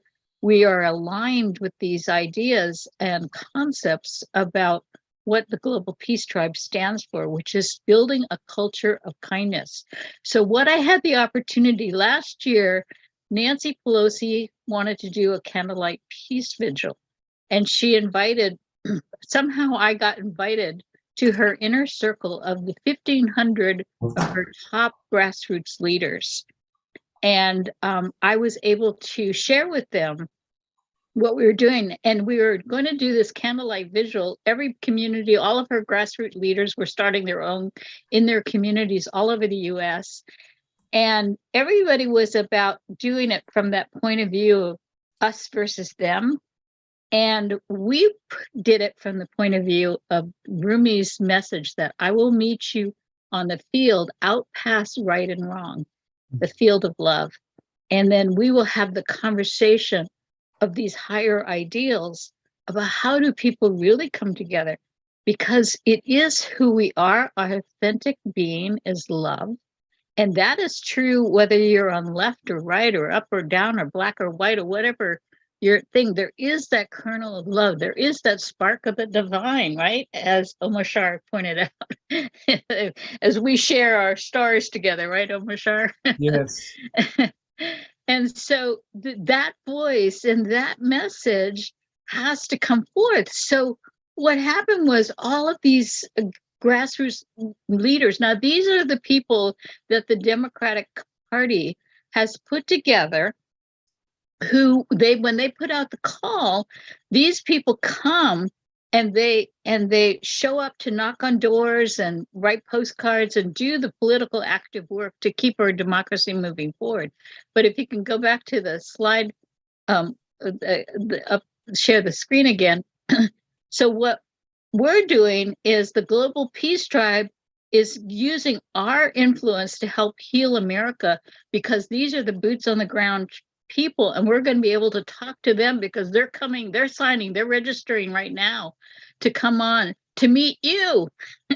That's all of you who are coming to the Global Peace Tribe. That's why you're so important, because we have this opportunity. And of course, we've been showing up to hear the Pato sing his beautiful social justice music, and Michaela Gaston that Scott has had on for numerous times, because she is a social justice advocate that uses music for healing. I mean, Scott, you can talk about your experience with her. Well, Michaela is amazing. She's a Black woman who, many years ago, a group of white racists in a truck saw her and decided to run her over because she was Black. And they literally ran her over and dragged her. It took her years to physically recover, and she's dedicated her life to creating harmony and understanding. She's an amazing woman. She also happens to have an incredible voice, singing voice, as well as a speaking voice. And so Michaela is one of our actually favorite presenters. She's been on the show going way back to Saturday Night Live for the Global Peace Tribe days. And so I'm really grateful that she's going to be with us, as well as Pato and Antoinette. Pato Yes. and Antoinette are going to be with us. And then we have Jill Lubin, who's worked with Jack Canfield in The Chicken Soup for the Soul, and she's done an incredible author of many books, and she's sidelined with Tony Robbins. And Jill Lubin wrote this book called The Prophet of Kindness. And when I read her book, I cried because she was showing, because we have in America where, and this is what needs to be healed, where so many corporations, it's all about the bottom line and how much money and how much profit over people. And she really builds the case and makes the case from her collaborations and working with corporate clients of America, where she's helped to steer them and their consciousness and their business in the direct. No, kindness is profitable, and you do better in your business when you're kind and you're cultivating kindness, not only for the people that you are employing, but also for the people that you're serving as customers. And it was so touching and so moving. And then, of course, there's a surge of mindfulness, which we have addressed on the Global Peace Prize, of mindfulness movement. Well, Andrea Lieberstein, who's written a book on Well Nourished, she is, as an individual, one individual is singly responsible for getting mindfulness into the whole Kaiser Permanente system. So she has a tremendous story. And she's been a national speaker all over the United States doing workshops for many, many different organizations. So these are incredible people that are doing the work of building this culture of kindness. And we're going to have an organic conversation. And but you, the Global Peace Tribe, you are the ones that are showing up for us. You're the ones that are supporting this effort to get these messages out there that Scott and Trish and everybody in Omashar and the Mystic Wild Abbot. I'm so happy I'm on the same platform with you too. And everybody is just, I mean, this is my community, and we need to raise our voices. There's a statistic that just got shown that, 1,000% increase in anti-Semitic hate activities or hate crimes are happening. That's like, what? But we've learned from the social justice work that Scott's done on this show that we have to be the voice to say, no, we don't do that. But here's how we handle the fact that you feel separate from, that you feel like you're not getting your needs met, and so you want to lash out. And here's what we do instead of lashing out. And so you present people, like Trish was doing so brilliantly today. Like, when you're irritated with somebody, there are other options other than just being an asshole with somebody. So thank you, Trish, for your wisdom. It's just awesome. So thank you, Scott, so much. And I love who you are and your dedication to bringing the voices forward that are so incredible, that need to be heard. And you and the Global Peace Tribe participants, please share out this. Let people know to come, because it's when we come forward and support it and say, hey, this has got to happen. We've got to introduce people to, there is another way. There is something else we can do. We can shift the mindset. We can cultivate a culture of kindness, and people will want that. They lean into that. I mean, that's why people have wanted the Global Peace Tribe, because there is a culture of compassion. here. Anyway, I can go on and on, as you know, Scott. well, we're going to get much more Christy on Friday night, but thank you, Christy, for your passion and all that you do to put this together. Yeah. And Got to do something. It's like, I can't sit back and not have, you know, I mean, just like you, I'm sure you feel like a driven man sometimes when you see what possibilities there are. And this, we now have, you know, you have seen the possibility of what you as one individual can do with your own struggles. But really, the tremendous possibility is what we all can do when we join together and we all support and bring our conversation to the platform, such as the Global Peace Tribe. And we're finally getting the Global Peace Tribe. I mean, you guys are getting out there now more in terms of, we're on Roku now and things like that. Is that what I understand? Yes, this is true. We're getting out there more and more. So people are going to be finding us, but when they find us, what do we want them to hear? We want them to hear that life can be good. And we are the people, and we are the ones that we are waiting for. And we are the ones who are the change agents. And here's some really powerful, super dynamic change agents that have some ideas that they can share with you through the amazing music that they sing and through their heartfelt passion of serving people and being of service. So anyway, thank you, Scott, so much. Thank you, Christy, for your enthusiasm and your passion. It's awesome. Yeah. And we'll see you on Friday night. All right. A reminder, everybody, there is a unique link. I've put it into the chat box to register. Now, for all of you who are watching on Facebook through the Sign Network, probably the best bet is really join the Global Peace Tribe. And that way you can be in our Zoom room for all of our shows, get all the links easily, just interact with us much more easily. Go to globalpeacetribe.com, click the register button and join us. You'll get the links for all the next 3 months. That way you can come on into the Zoom room and get all the things we're providing. But if you don't want to register, the other option is when we hang up, I'll go to my Facebook page. I'm easy to find. I'm the only Scott Katamas on the planet. So you just go to Scott Katamas in Facebook, and then put in Love Coach Scott, actually. Love Coach Scott is how you'll find me on Facebook. And I'll post the link to register right there. And that way you can register. You'll then be sent the link for Friday night. Again, it's this Friday night at 6 p.m. This is a one-time only event that we're doing. We'll probably do it again a year from now. But it's just for this Friday night.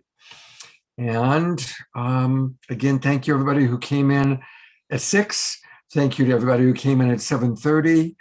And welcome to a new year of the Awakening World. And as Christy described, we're going to continue to bring you some of your favorite luminaries that are old timers, like, well, I'll just say like myself. And we're going to bring you the next generation, like Trish.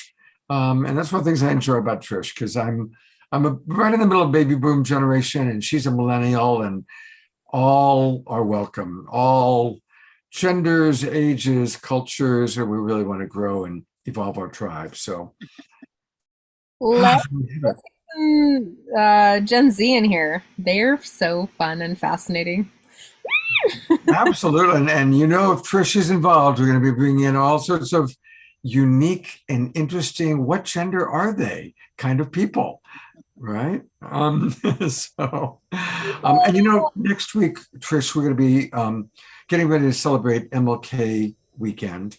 And so we have some very wonderful guests lined up, and it's all going to be about how can we actually live MLK's vision. Like, it's not just about celebrating this guy once a year.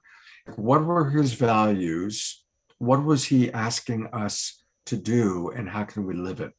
And I've sent an invitation to Bridge, so we'll see if Bridge joins us on Wednesday night.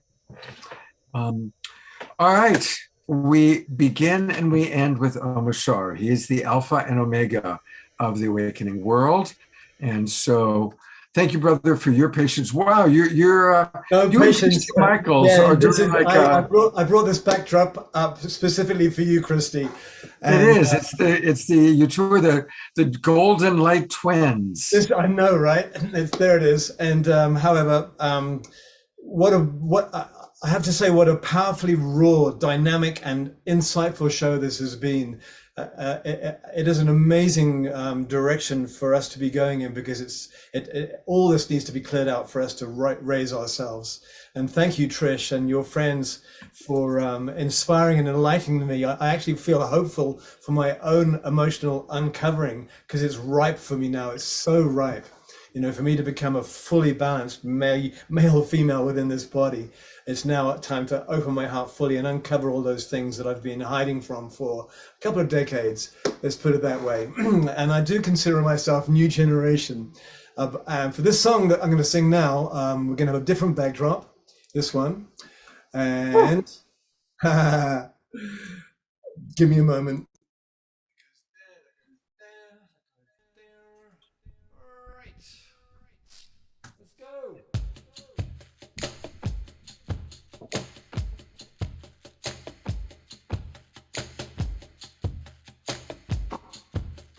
Trippy.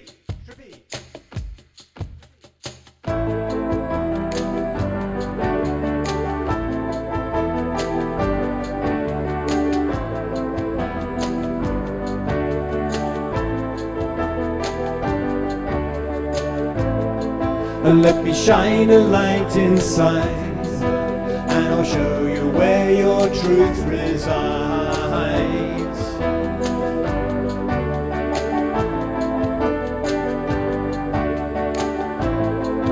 Lift your eyes up to the skies, and I'll prove to you that nothing dies.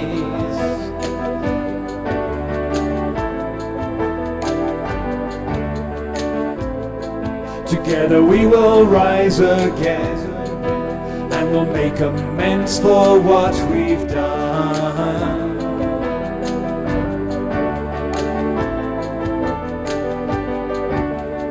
I know you hear me, so please do not fear me, 'cause I'm here to lift you, restore you to glory, and love you and hold you and be your victory.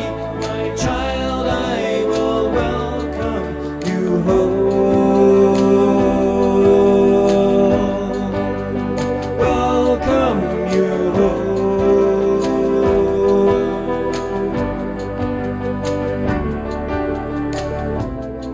So let me take your hand in mine, 'cause as I look at you, your spirit shines.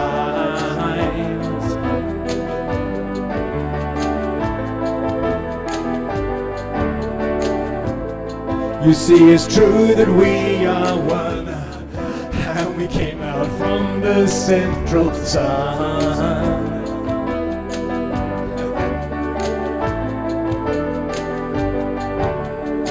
I know you hear me, so please do not fear me, 'cause I'm here to lift you, restore you to glory, and love you and hold you and be your victory. My love, I will welcome you home. Welcome you home.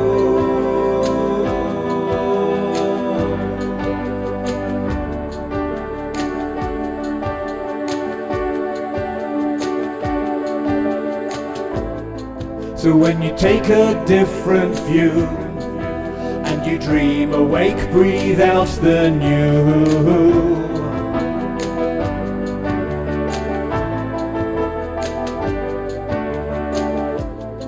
The world will come alive again, as we dance and sing and make new friends.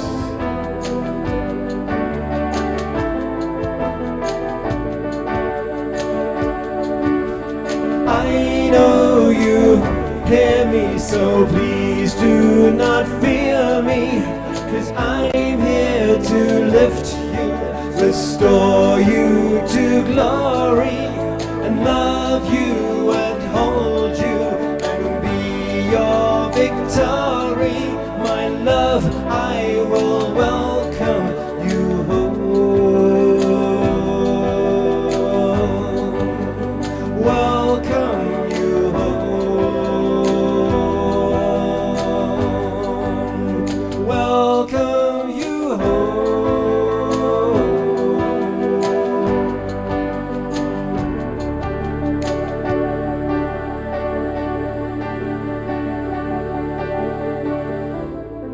So let me take your hand in mine. As I look at you, Trish, your spirit shines. Yes, you.